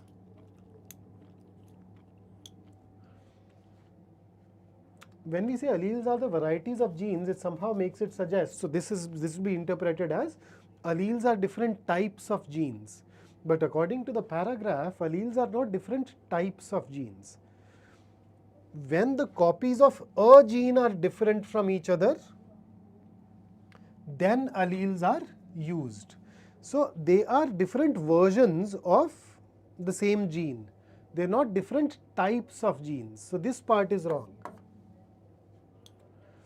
One gene is constituted of only 2 alleles in one individual.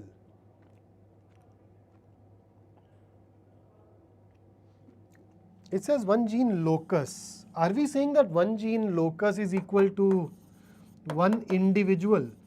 So I don't know what locus here means. If I assume this, then it is right. If I don't, then even this part is a problematic part. Okay. So nobody has picked up B and C, I guess. Let me just quickly run through the chat.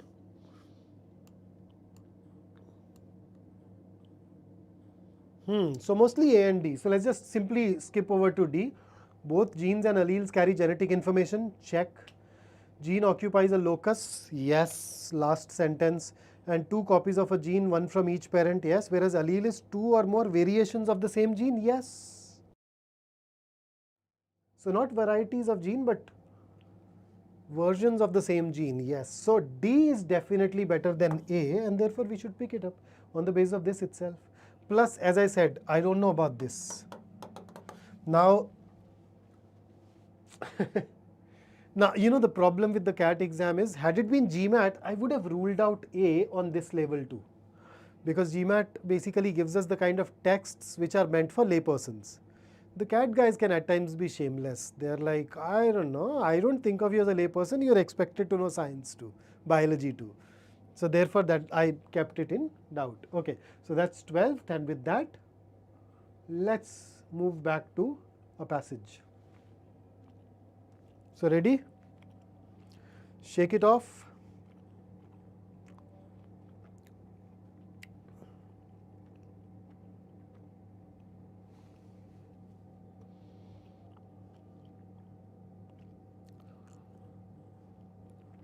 Using 2 or more, the paragraph says different from each other in some form or other.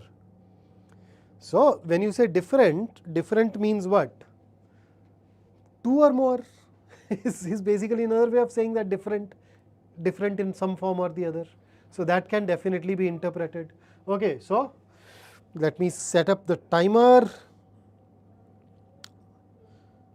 So my timer is now ready, and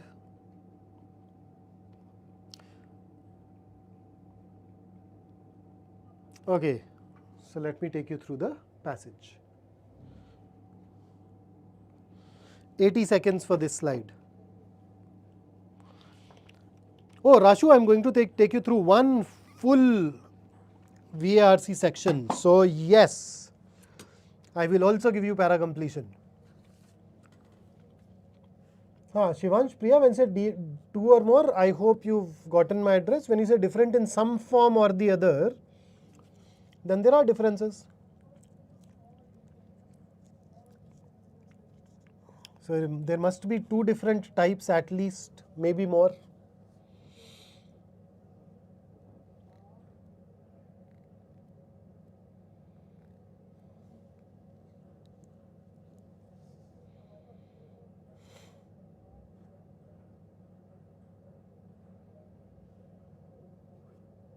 Thirty more seconds on this slide.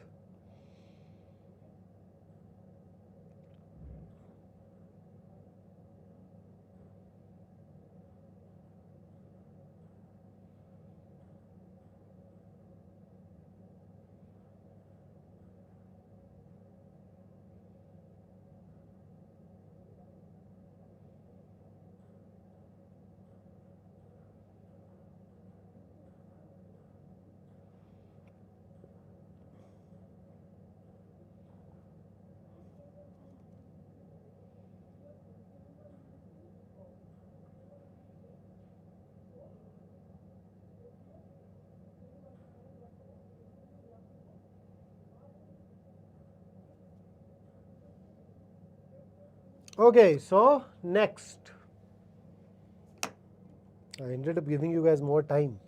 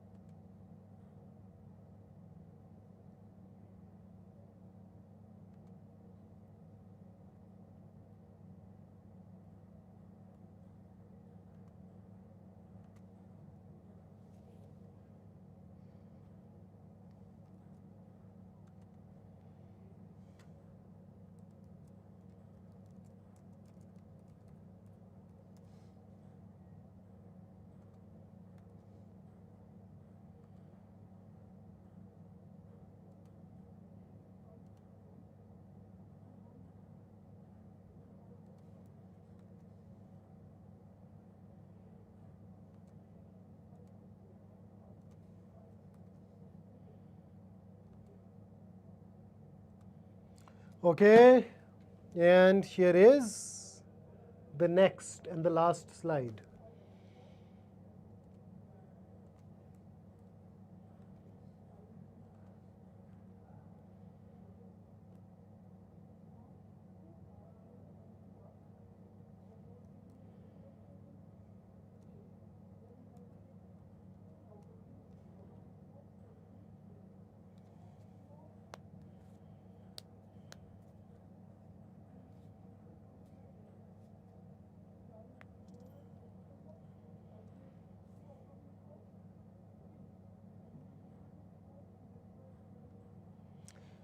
Okay, so I hope that you are now done with the passage. So let me take you over to the questions. Here is the first one.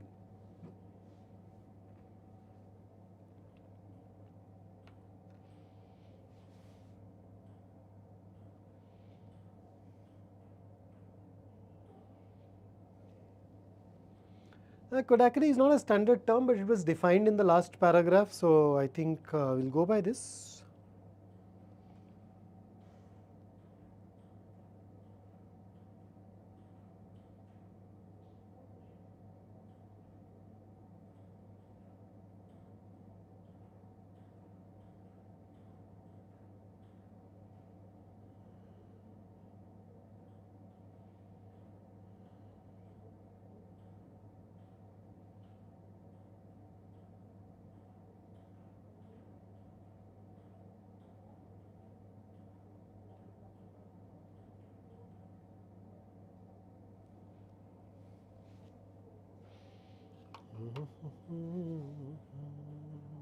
Okay.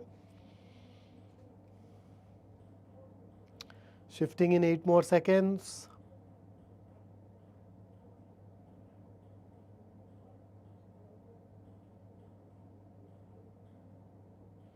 Okay, next.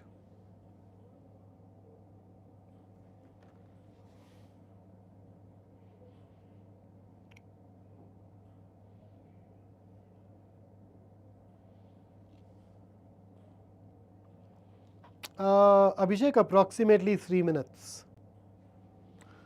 Approximately 3 minutes. In the exam, I want you guys to do it in under 2. The 3 is fine.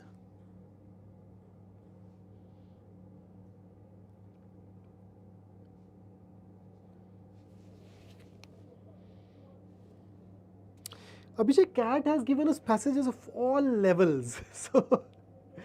So I mean, a more legit question will be, sir, is it difficult? Is it easy? Where would you put it?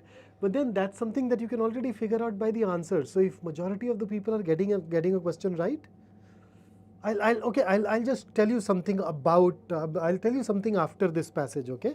So we'll get into that. Okay, so I hope you answered this question. Here is the next one.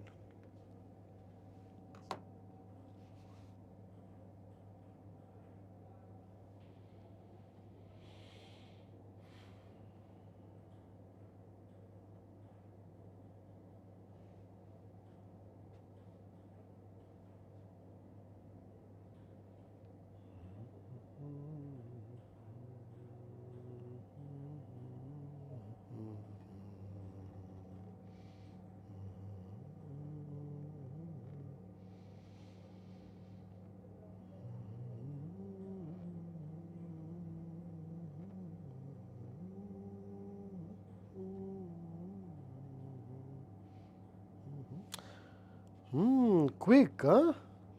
That's fabulous.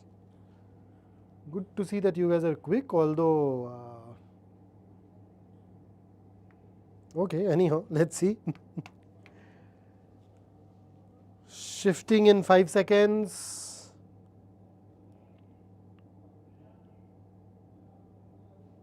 Okay, here is the next one. Last question based on the passage.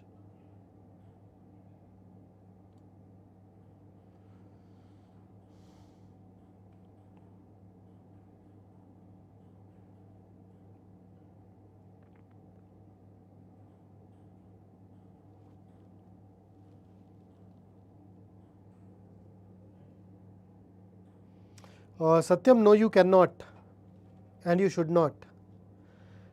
That is illegal, and nowadays they track it. They get your fingerprint and all. Don't run that risk. They can end up disqualifying you next year. So had you asked this question to me until 7 years ago, I would have said yes. But now my answer is a very clear-cut, very unambiguous no.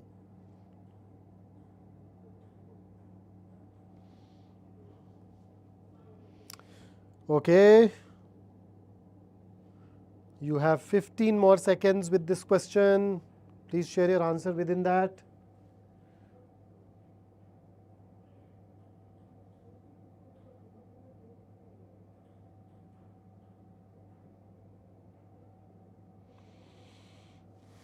All right, so that takes care of this particular passage. Let's go back. And yeah, I was talking about, you can ask me whether the passage is easy, difficult, whatever. So here is an interesting perspective for you when you analyze your mocks. Okay. So let us say that there is a particular mock, and let us say that this mock was attempted by 10,000 students. Right? Now there is a question 1, which you noticed that this question was attempted by 8,000 students out of these 10,000, and there was this other question which was attempted by, let us say, 2,300 students. So what does it tell you about these two questions? What is the difference between these two according to you? What can you tell me about these two questions? Come on, quick.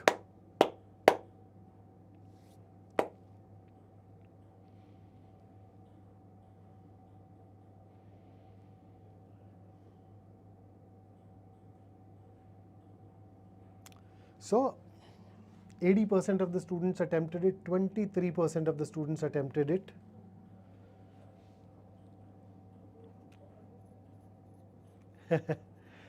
So all that we will interpret is, if 8,000 people attempted it, it means that this question looked easy. Whereas this one here looked difficult. So you notice, so far we are not getting into whether it is easy or difficult. Now imagine 8,000 people attempted it, and you notice 7,200 got this right, 800 got this wrong. When I see this, then I know that this question looked easy and it was easy. On the other hand, if the equation gets reversed, by 7,200 got it wrong, only 800 got it right, then it was difficult. And same here. If out of these 2,300 students, let's say 2,100 ended up getting it right, only 200 got it wrong, then it looked difficult, but in reality it was an easy question. So when you grade questions on the basis of your mock analysis, this is an extra factor that you can look for. Looked easy, was easy, we shouldn't miss out on that. Looked easy, was difficult, we should learn to avoid those traps. Looked difficult but was easy, we need to learn to pick up those questions and attempt them. Okay, so bring in that additional layer. Okay, so the passage, I think in the second passage we of course worked a lot, particularly on the first couple of paragraphs. Here I don't think there is much for me to do. So there is this particular company called Kodak, used to make cameras, rolls. Even today I think they make those Insta cameras, etc. They are coming back. So anything that you want to ask here, Kodak's. Okay, when you say the Cupertino's outfit, that's basically another name for Apple. Apple is headquartered in Cupertino, California. So it's just another way of referring to Apple. So what does it say? Kodak may be the most direct ancestor of the gadget business as we now recognize it. So gadget business, all these gadget companies that you have, Kodak is their ancestor. And their power in a way was an indicator of the kind of power that Apple had had at the beginning of the 21st century. Then, despite their success, the company filed for bankruptcy. Market cap, more fitting for a penny stock than an industrial giant. Penny stock is a stock of a small company which is publicly listed, but its stock price is rather cheap. So I don't know, I mean below 30 rupees or below 20 rupees, I'd have to check the current interpretation in India. But yeah, something whose stock price is rather low. Then this is one of the sadder corporate endings in recent memory. May not survive, but Kodakari lives on. Kodakari is described in the last paragraph, so I'm holding on to that. Kodak number 1 came loaded, this, okay. Then anything?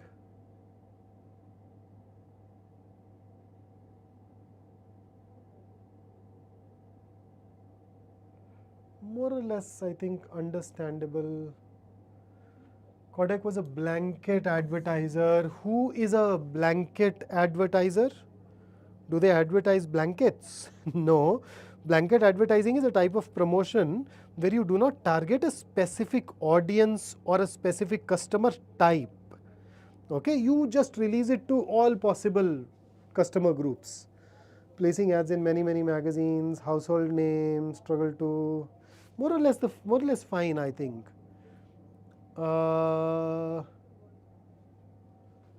Then last.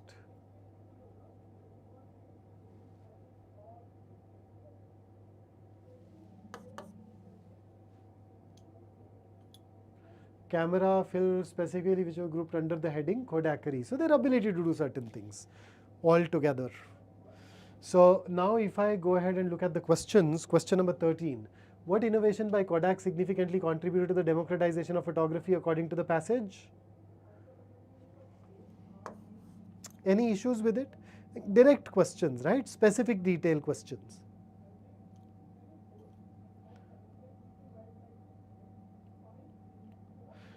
ESD says, sir, in CAT, do we get big paragraphs? Yes, you can. Absolutely. The overall number of words is not that high nowadays. So if I look at last year, we are talking about passages which were around 450 words long. If I look at the average of the last 3-4 years, around 500. There was a particular year when it touched 570, but then hovers around 500. But it can be divided into just 2 paragraphs, so that's fine. Big paragraphs are okay. Okay, so this is something that's mentioned directly. Then what primary challenge did Kodak face in maintaining its brand identity? Was the challenge confronting competition from other camera manufacturers? No matter which business you are in, you'll always have competition. So it's not about confronting competition, but according to the passage, they ran this risk of the genericization of the Kodak brand name. So their challenge was to avoid it.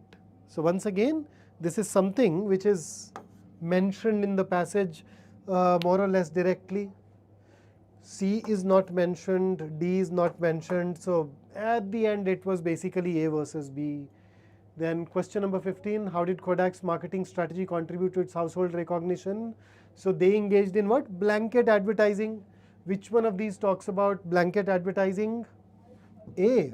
So let's go ahead and choose that. They were not targeting. They were not solely emphasizing technical superiority. They were in fact talking about 100 roles.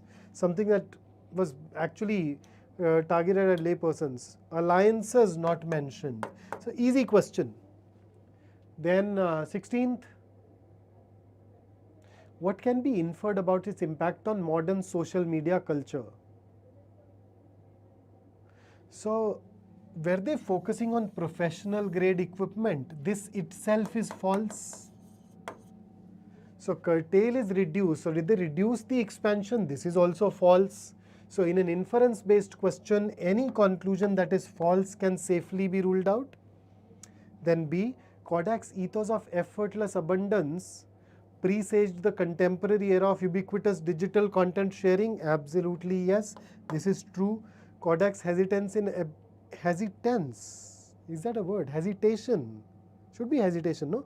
In embracing digital technologies directly catalyzed the emergence of social media, not mentioned in the passage. So can't say, because I already have a true, can't say can be ruled out. D, Kodak's marketing methodologies have become obsolete in the digital age, not mentioned, can't say, so rule it out, and therefore B.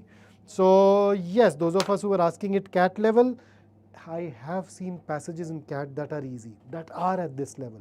So is it CAT level? Yes, but it is definitely not one of those difficult passages, so to say.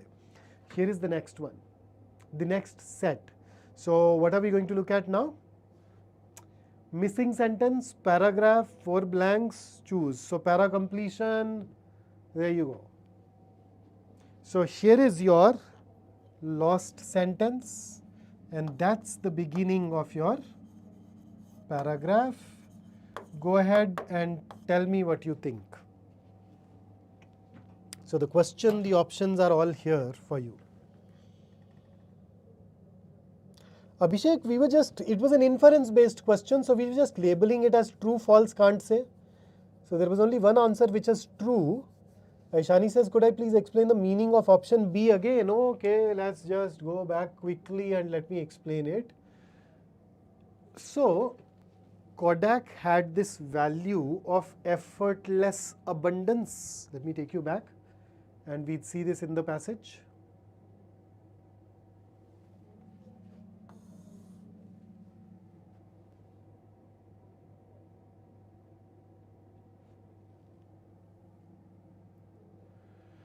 Compare, and then it actually begins from the previous one. Film, 100 exposures, which was 10 times more photographs than an average middle class family owned in 1888. So, and you could get all those films by just clicking and getting the film. So effortless abundance. And then what could describe our current world of shareable digital photography better than effortless abundance? Instagram, Snapchat. So it is on the basis of this part that I labeled option B as true.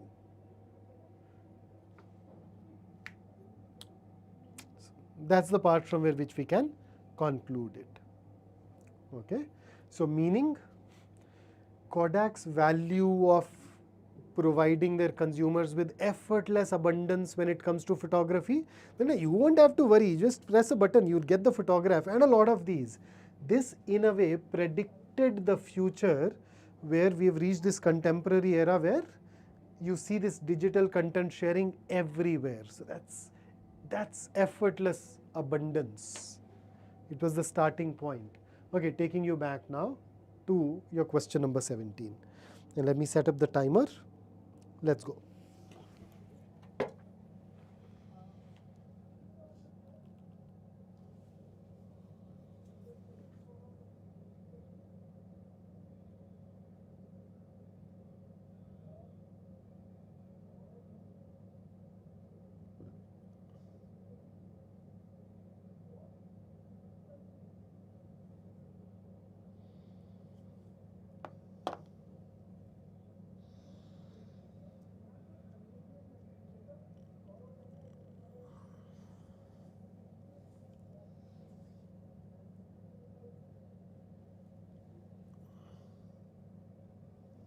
Okay, Arnav, Manish.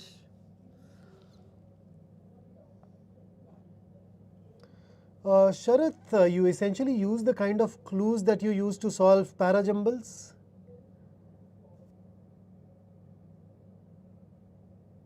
So for example, in this particular case, I generally start by reading the paragraph, and when I read the paragraph, you are able to rule out certain things. For example, even if you read the paragraph, chances are very high that you'd be able to rule out second and third. And then this is a sentence that starts with for instance. This tells you that it is an example. Now, an example comes after the point that it aims to explain or prove. So going by that and the fact that second and three are ruled out, I'll tell you why second is ruled out for a brief while. Some of us have also picked second. So let's read. to grasp how history might be directly relevant to the status of our values, we might begin by acknowledging that the value of many human artifacts depends on their history. Now notice this. For instance, if our values include or imply command, there is no point here for whom it can be an example. Because right before we are talking about artifacts, and then right after we are talking about an artifact. Picasso paintings are more valuable than perfect replicas because they come from Picasso and not from a copyist. So the value of many human artifacts depends on their history. So this is an example of this. Your family heirlooms, once again artifacts, hold special value because of their historical connection to your family. And now that we've talked about artifacts, we are moving towards something similar may be true of our values. So we started with values, we moved towards artifacts, then two examples, two or elaborations of artifacts, and now we are coming back to values. And if you look at this sentence, we are saying, for instance, if our values include or imply commands, then their history might be relevant to their authority, our obligation to obey them. So what exactly is value? Tricky question, I know. The way we have used values here, what do you mean by these? So answer is D. It is an example of what comes right before here. So you can rule out first because you won't find any reference for instance. This sentence and this sentence are basically examples of artifacts. That's why second and third were ruled out. And okay, not to digress, but go ahead, think of what values means. It'll be an interesting exercise. You may need it in your interviews as well.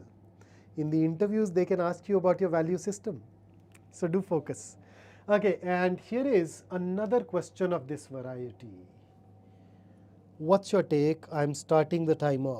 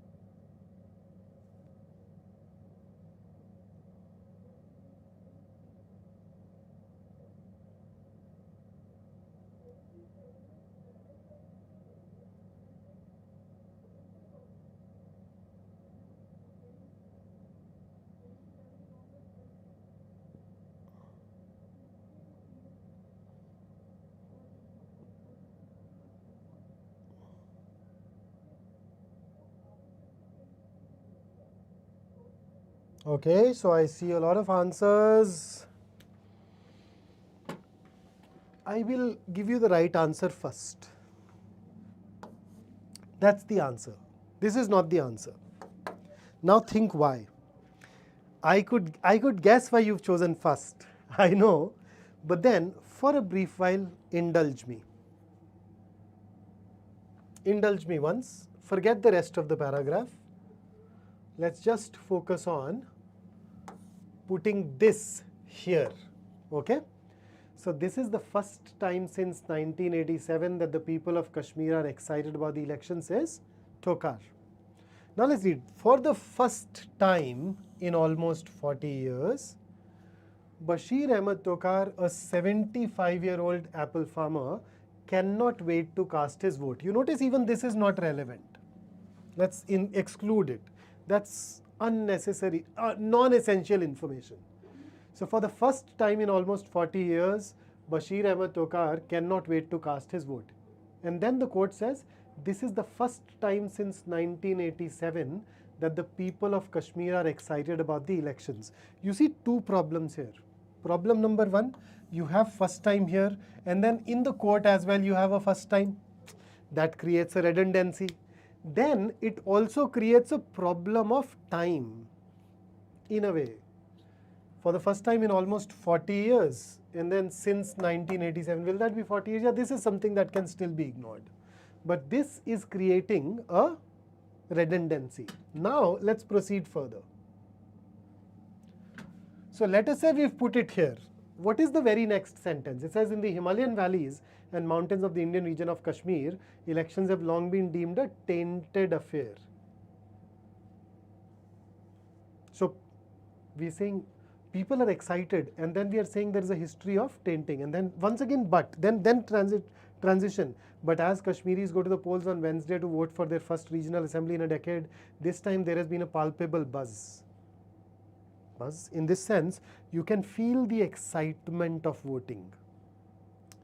The election, which will continue in phases until 1st October, is being deemed the most significant. So, positive, and then the history, then positive, we're saying people are excited. And this sentence is not talking about just Bashir. It is talking about the people of Kashmir and the fact that they're excited. So these things plus this redundancy, this makes it more suitable for blank 3 than blank 1.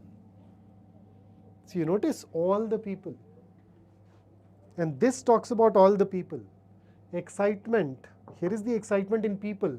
Here you are talking about excitement only of Bashir. Plus, as I said, this redundancy. For the first time, and this is the first time, they won't work well together. So purely from that writing standpoint, you'd realize third is going to be a more logical choice. So, C. Okay, and with that, after that relief, let's dive into a passage once again. And let me check. So I'll give you a passage that is divided across 2 slides, and I will give you 80 seconds per slide. By now we've been practicing a lot, so we can push, we can go faster. So I'll ready my timer, and now let's go.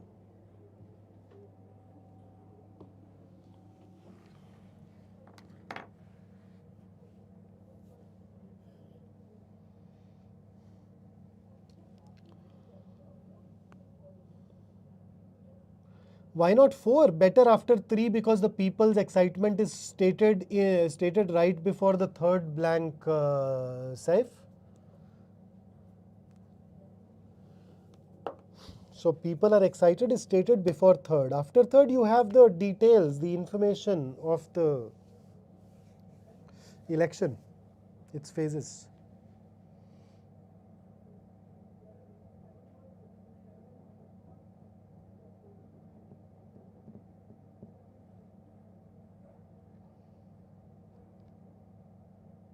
"50 seconds, 30 to go. Push."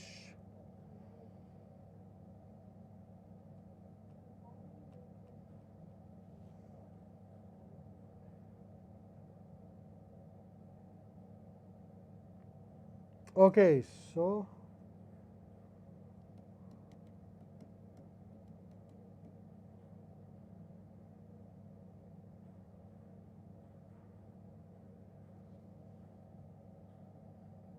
all right, so 80 seconds are up, changing.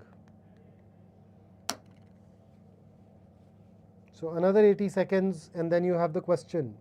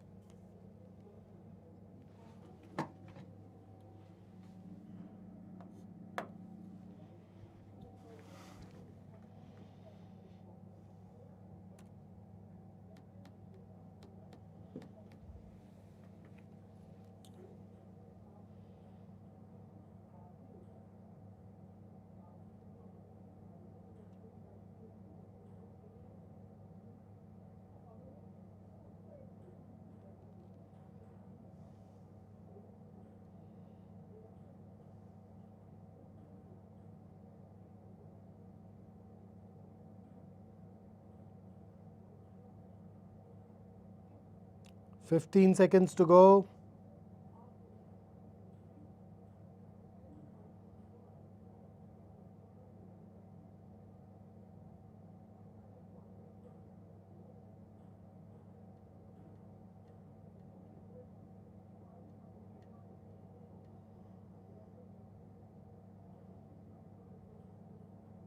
All right, so here are the questions. Question number 1 based on the passage. Let's see how quickly you answer.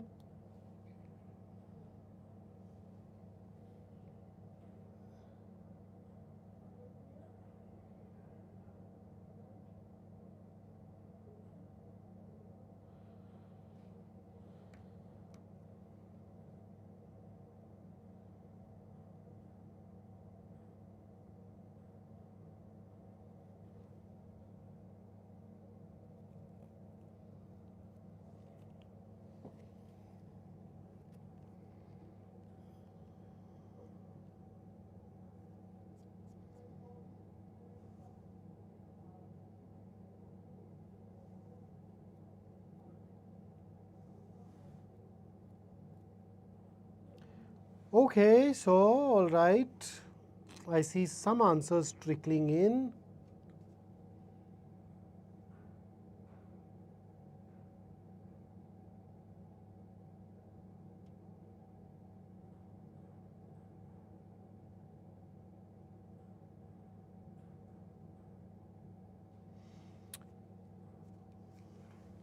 Okay, take 5 more seconds and then we'll switch.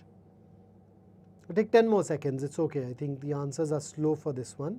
Longer question, I understand.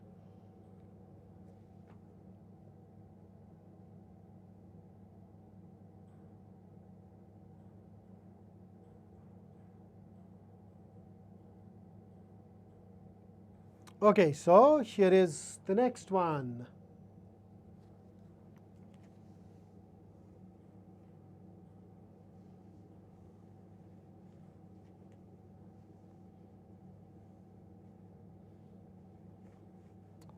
Yes, it can come under political genre, Kaushik.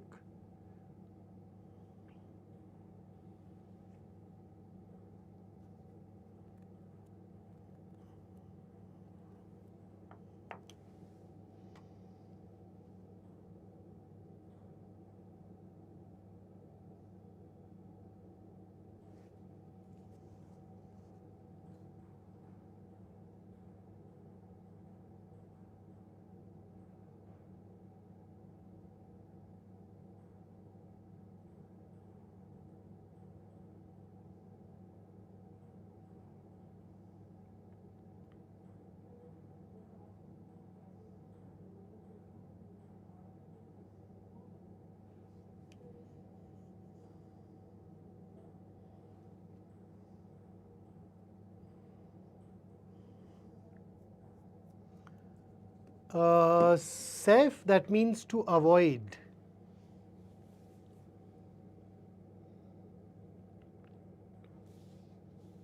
Okay, but good. This time around you guys were significantly faster.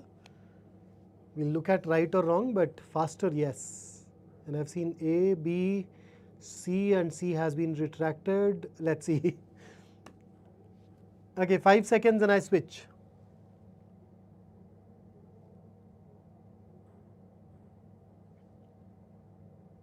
All right. Next.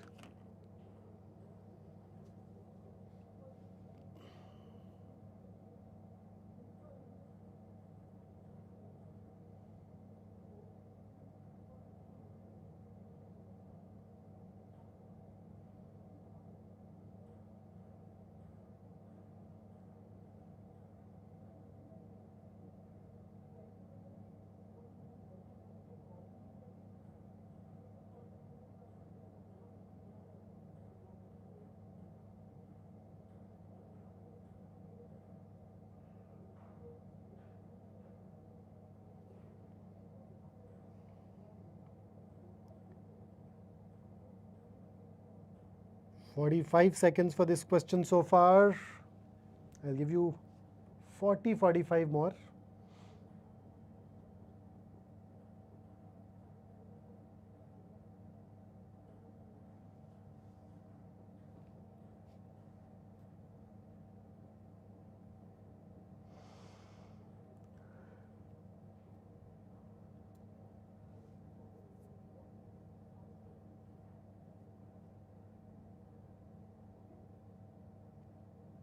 Okay, so B, D, C. Oh, a lot of answers coming in for this, huh?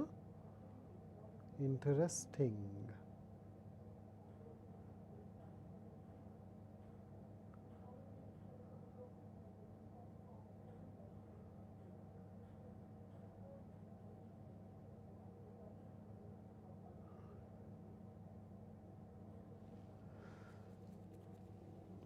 Okay, so here is the last question based on the passage for you.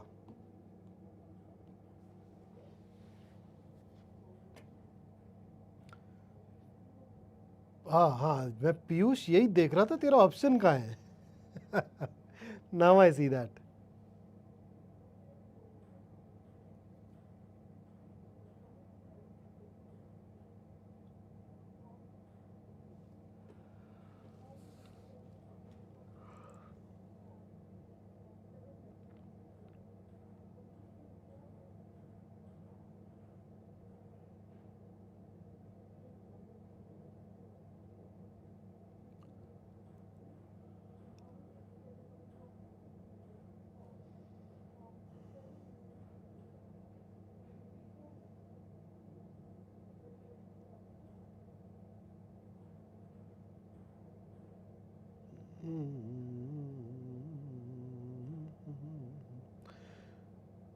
Okay, that's a minute for this question so far.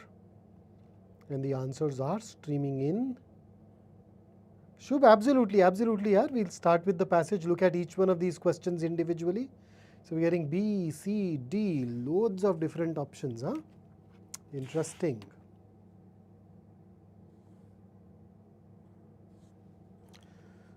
Okay, so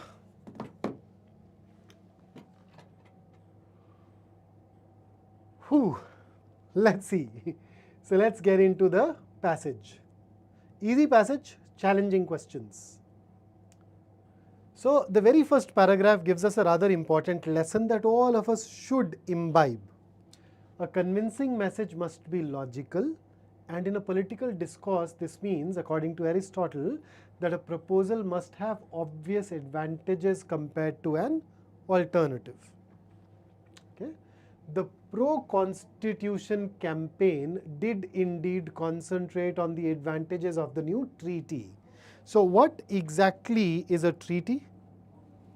A treaty is a written agreement between two or more countries that is formally approved, formally signed by their leaders.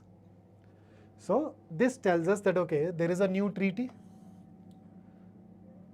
right? There is a campaign. This campaign is talking about the advantages of the new treaty. Quite logical, because you must talk about the advantages.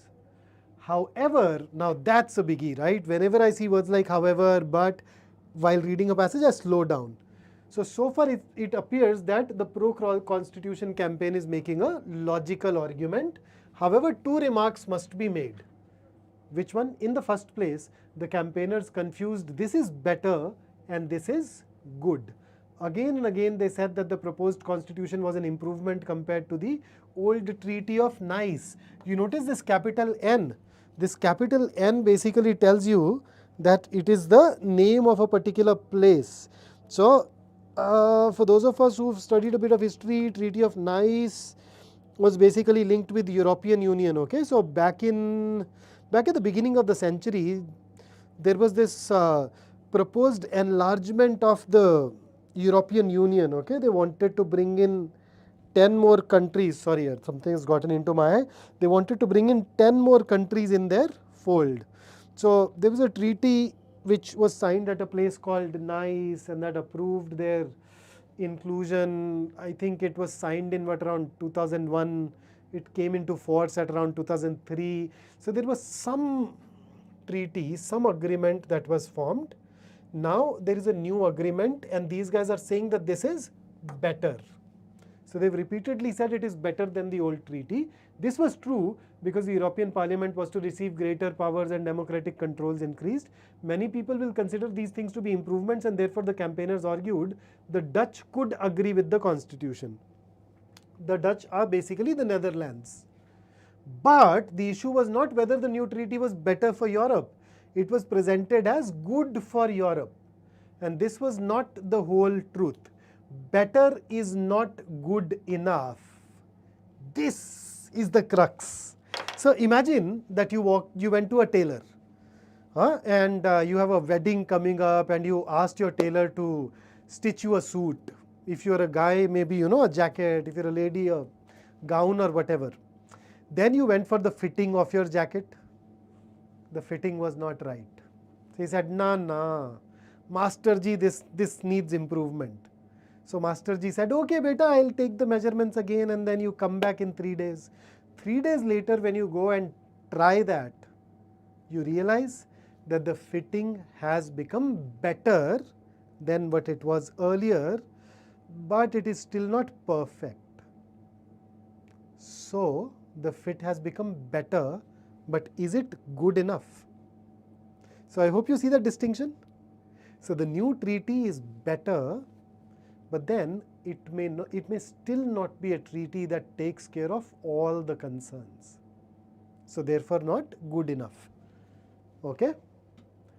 It might be argued, for example, that no treaty could be called a good constitution as long as it did not give the power of initiative to the European Parliament, a beefed up parliament, as in stronger parliament, a parliament with more powers.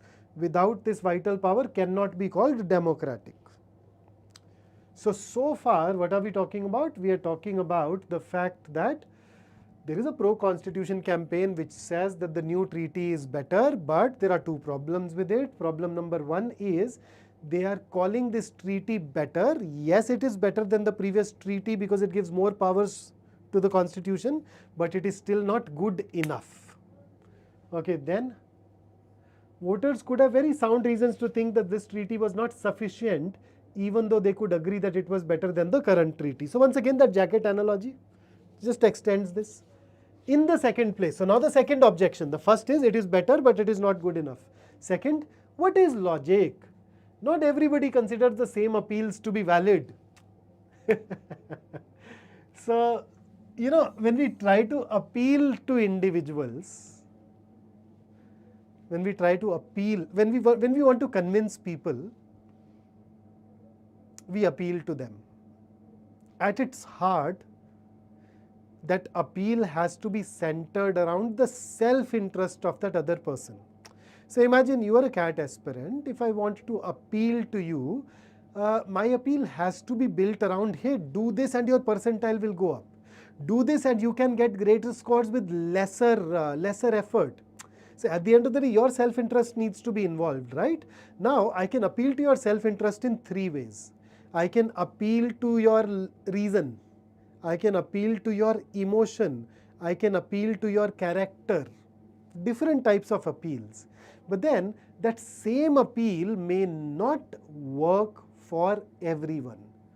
An appeal can work. So for example, I may try to appeal to your emotion. I mean, okay, not naming names, but I remember there was this particular faculty member who had a YouTube channel. He used to teach quant, and in one of his videos, he said that, I'm not earning any money, so join my batch.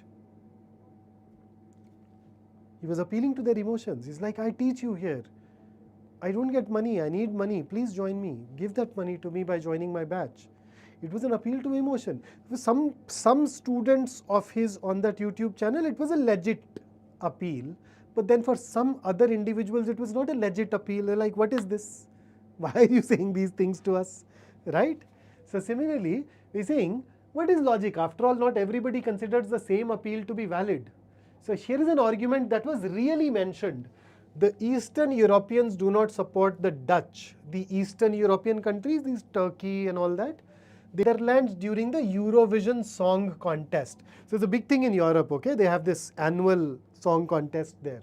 So the Netherlands guys are saying, Eastern Europeans, they did not vote for us in that campaign.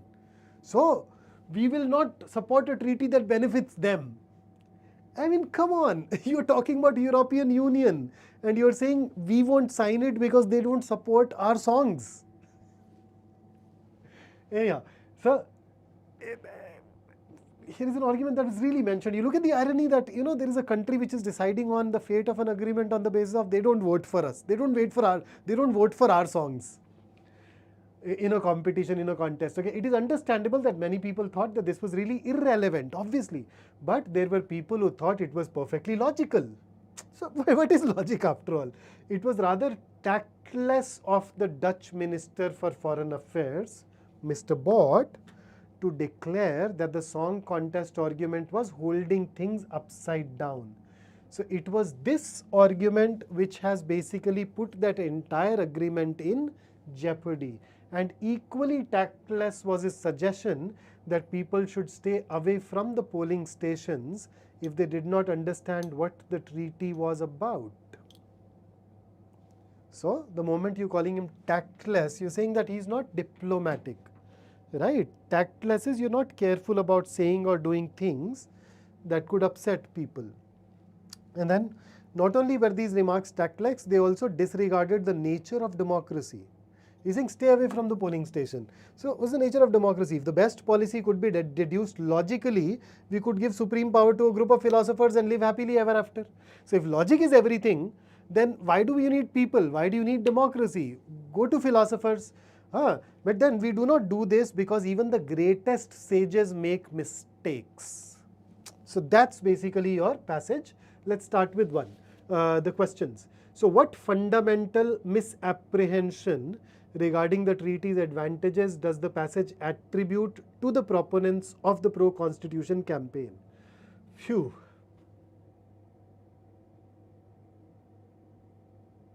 So, what do you mean by a misapprehension? Can I say it is a concern or a misgiving rather?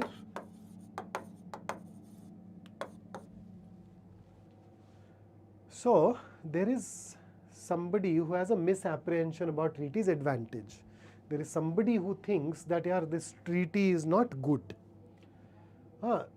So what does the passage attribute to the proponents of the pro-constitution campaign? So what misgiving is about the treaty's advantage is being applied to these guys? So this is a question which is a little tricky to understand, right? Longer question stem, you had to cut down on the pace and then work. So let's see. So where did the proponents of the pro-constitution go wrong? So in the passage there are two objections raised. The first is they're saying that the treaty is better, but then better is not good enough. And number two, they are being logical, but then what is logic? What appeals to one person, what feels right to one person may not feel right to another. So these are the two mistakes that they have made. These are the two misgivings that they have.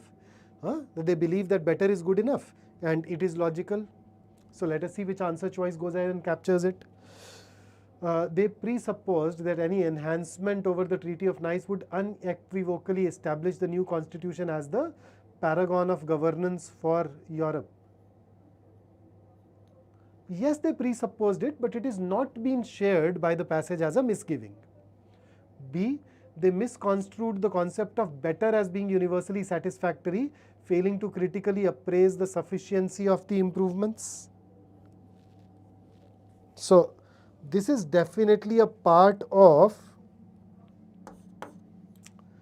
the objection raised. Remember, better may not be good enough. So this definitely comes close. Let's see if we get another answer choice which talks about better as good enough plus logic both. They assumed that bolstering the European Parliament's authority would be universally perceived as an unequivocal benefit. Yes, people perceive it as benefit, but then once again, better is not good enough. This is not the criticism. D, they mistakenly believed that heightened democratic oversight was the sole prerequisite. This is not even mentioned in the passage, so let's rule it out. So two objections raised. They believe that better is good enough, where it is not. They believe improvements are logical, whereas people may argue. So B is the only one that captures one of those, and that is what makes B the best answer choice. So the passage was a little tricky to understand, but once you understand the passage and this question, you'd realize that B is the one that we need to opt for. Any issues here? Aishani says theories, theories of knowledge, emotion, reason, etc. Persuasion. Okay, then the next one, question number 20th. From the author's perspective, what inference can be drawn about the role of logic in political discourse? Okay, let's start.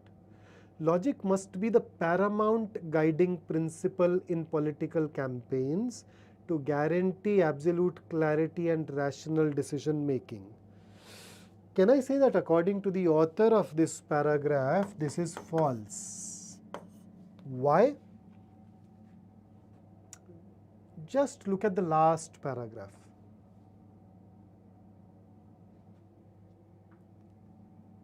If the best policy could be deduced logically, we could give supreme power to a group of philosophers and live happily ever after.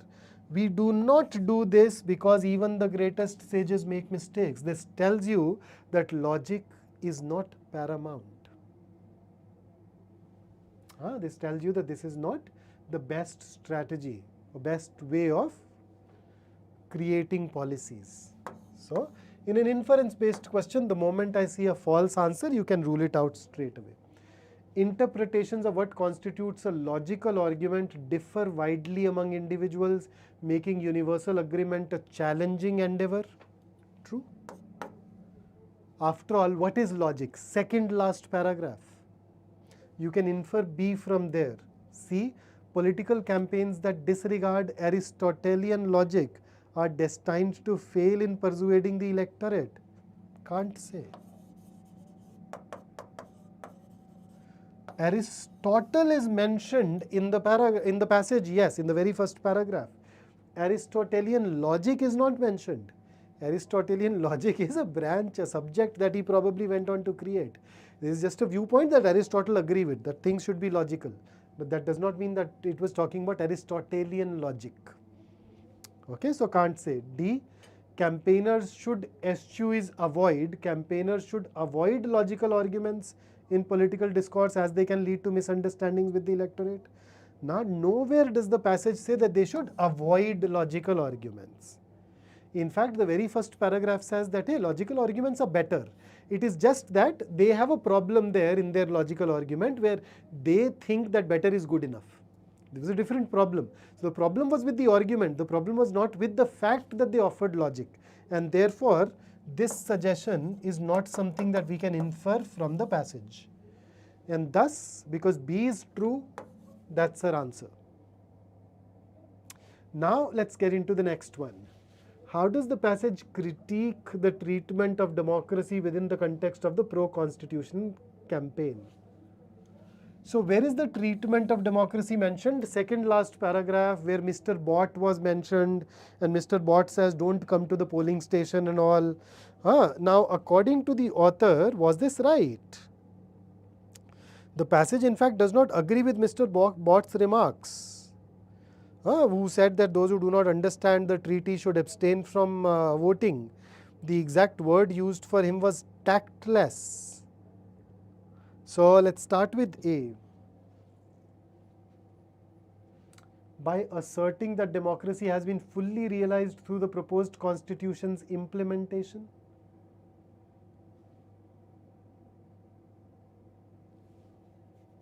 Not really. B. By emphasizing the campaigners' assumption that increased European Parliament powers represent a democratic triumph. By underscoring that true democracy cannot be achieved through mere treaty improvements. So, I mean, the only place where we've critiqued the treatment of democracy is in Mr. Bott's context. So, A, B and C are not even coming close to it. Look at D. By criticizing the suggestion of limiting democratic participation to those who fully grasp the treaty details. I mean, if you look at it, this is the part where there is a criticism involved. So we were basically looking for an option that comes close to this. And option D can be inferred from beginning from here to the end. So this supports it. The previous passage does not involve any critique of the treatment of democracy anyway. So that is why the answer here has to be option D. Prabhat says आवाज़ कम आ रही है, मैं एक बार जल्दी से यार YouTube पे साथ साथ मैंने ऑन रखा हुआ है, ऑडियो बंद करके चला के देख लेता हूँ. Let us see if I get it working. Let's see. चलो ऑन किया है, अभी बेसमेंट में इंटरनेट थोड़ा कम आ रहा है मेरे फ़ोन में. Let's look at the next one. Question 22. According to the author's perspectives, which aspect of political campaigning is implied to be a crucial factor of or for success?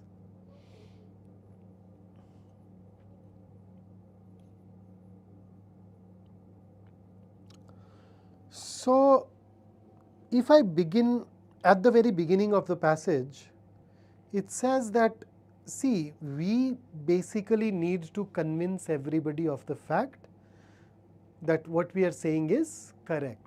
It should logically appeal to them. It is just that in their specific case, their argument had a couple of shortcomings. But overall, if you want your campaign to succeed, what do you need to do? You need to convince. Okay. ठीक है भाई. The audio is all right at my end of the streaming, yaar. So, okay streaming, huh? So, basic idea is convince everybody. Okay, so that's the crucial factor. So, A, adherence to classical logical principles without regard for public perception. No, you need to, what is logic may differ, and therefore you need to convince people that what we are saying is indeed logical for you. So, A gets ruled out. Skillful differentiation between what is better and what is good in policy proposals. Why do you want to be why do you want to differentiate between what is better and what is good?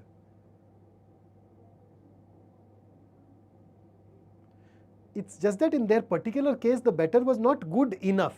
They thought that it is good enough. That was the problem. It's not about better versus good. It is the better good enough? So this very subtly distorts what the passage says. Maximization of democratic representation and accessibility to all individuals irrespective of their understanding. Last paragraph. Involve people, because you can end up making mistakes, and you cannot tell people things like don't vote if you don't understand. It's your duty to make them understand. So this is consistent. D, avoidance of intricate political arguments that may confound or alienate, not mentioned here. It does not say that if you can't make people understand, don't even state the arguments. So if you go by the last couple of paragraphs, this. So if you have the main idea, this would have worked with you. Burhanuddin, criticism also comes in when they select better. In this particular case, we are talking about one specific argument where they conflated better with something which is good enough, which was not the case. So B actually goes ahead and says that no, you need to differentiate. No, you need to convince that what you are terming better is actually good enough. It's not good in isolation. It's about it is good enough for that particular role. So you add good enough and I'd be more than happy to pick up B. So that is why option C. So tricky passage, and with that we are reaching now the end. Here is the last set, the only variety that we could not touch so far today, and that is the odd one out. So 2 questions, and now you'd be free to kind of relax for a little bit. So here you go, starting with this. Please read this and tell me the odd one out. So these 3 O's are basically for odd one out. Don't read it as oh.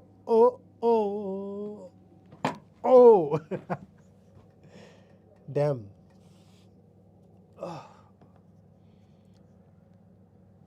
Khushi, it's okay. I think this was one of those passages where if you had the main idea, if you could get the main idea right, things would have worked for you or worked well for you.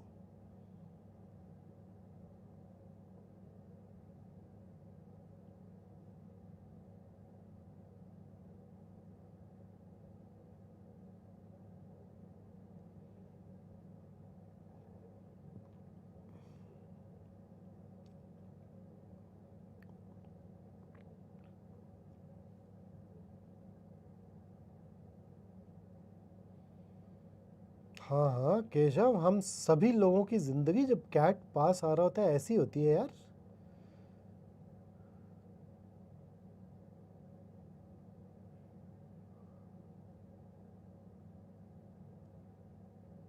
Okay, so the answers are streaming in. I have seen 5 of those. 6, 7, 8,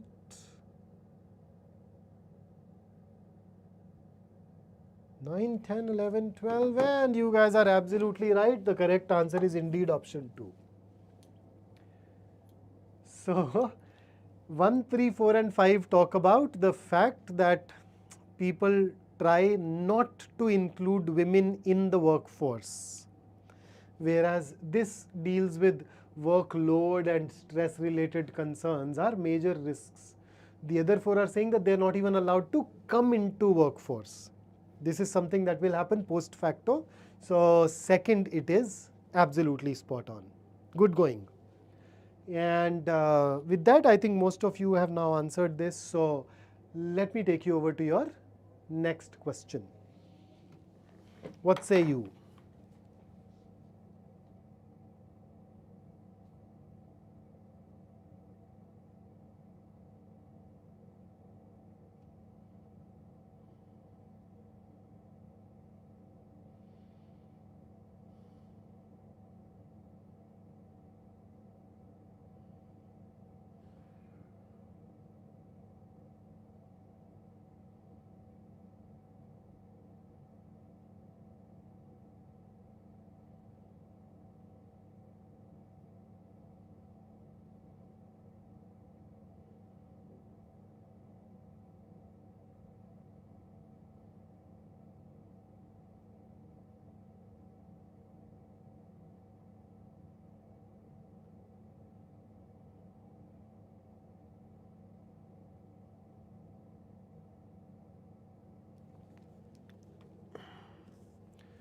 Okay, let's see.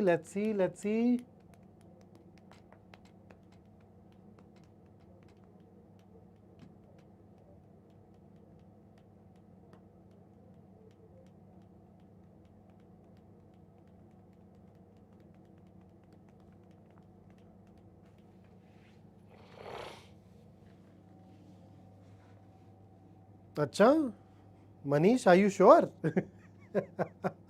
Manish saying, is this question that easy? I can answer it straight away for you. Should I? Let me answer it. This is the answer. Now tell me, easy or not? Now tell me, easy tha? Easy tha ke it looked easy? Dude, look at it. Look at it. What are we talking about here? We're saying, are there deeper laws or principles? So look at with first, doubts about conventional explanations of life are growing and a wave of new general theories have emerged to better define our origins. So what is life? Where does it come from? And our origins is basically humans. Are there deeper laws or principles that make life possible? Look at now third, life does not only depend on amino acids, DNA, proteins and other forms of matter. It can be digitally simulated, biologically synthesized or made from entirely different materials. So you notice when you look at 1, 2, 3 and 5, they are all exploring this single question, where does life on earth come from? It's about our origins. Fourth, now is suddenly talking about the implications of the absence of life elsewhere as compared to the earth. So 1, 2, 3, 5, they talk about where and how life has come from the earth. That's a mystery. We're trying to unravel that. Fourth talks about a different thing altogether. And therefore, yes, 3 and 5 actually go together. If you look at it as parajumble, I do agree with you, Samyak. 3 and 5 go together, so both of these should have been ruled out as answers. This was a very strong connection, in fact. So I'd assumed that, I don't know, I'd assumed that 3 and 5 will definitely be ruled out. वो TT was यार इतना mentally correct कर लिया करो यार, वो 8 था यार, typing में गड़बड़ होगी भाई. So if it had that kind of an impact, then my bad. I think then I should have fixed it यार. वो कभी कभी हो जाता है यार ऐसा. In that case, scrap it off the list. So that's basically VSET that I brought for you, and this is what I want to leave you with. But before you read it, go ahead, like the video. Likes बड़े कम आ रहे हैं यार आजकल, तो थोड़ी चिंता सी हो जाती है बीच में मेरे ऊपर वालों को. मुझे तो मज़ा आता है, तुमको भी मज़ा आए तो थोड़ा generosity दिखाया करो यार. I enjoyed working with you. So if you enjoyed it, do show it by pressing that like button. And if you have a problem and then you spend a bunch of energy worrying and fretting about it, then you have two problems. This thought is courtesy a lot of messages that I've been getting on our Facebook group and a lot of DMs that I get. So there are times when I read your DMs, I may not be able to respond to them immediately, but whenever I get a group opportunity, I do that. So you may not be getting great scores yet. But if you start, and not getting those great scores is one agenda item. You need to fix those. But when you start worrying about it, now you don't have one problem, now you have two problems. Pushing up the scores and that worry. So reduce your problems by at least avoiding spending time on worrying and focusing all that energy on increasing your scores through our practice together, through our sessions together, and through our discussions in general. Okay, so that's it from me today. I will see you in the next one now.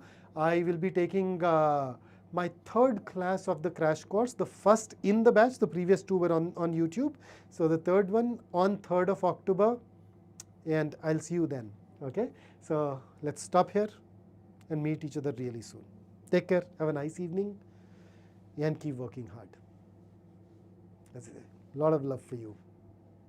Or does this do anything?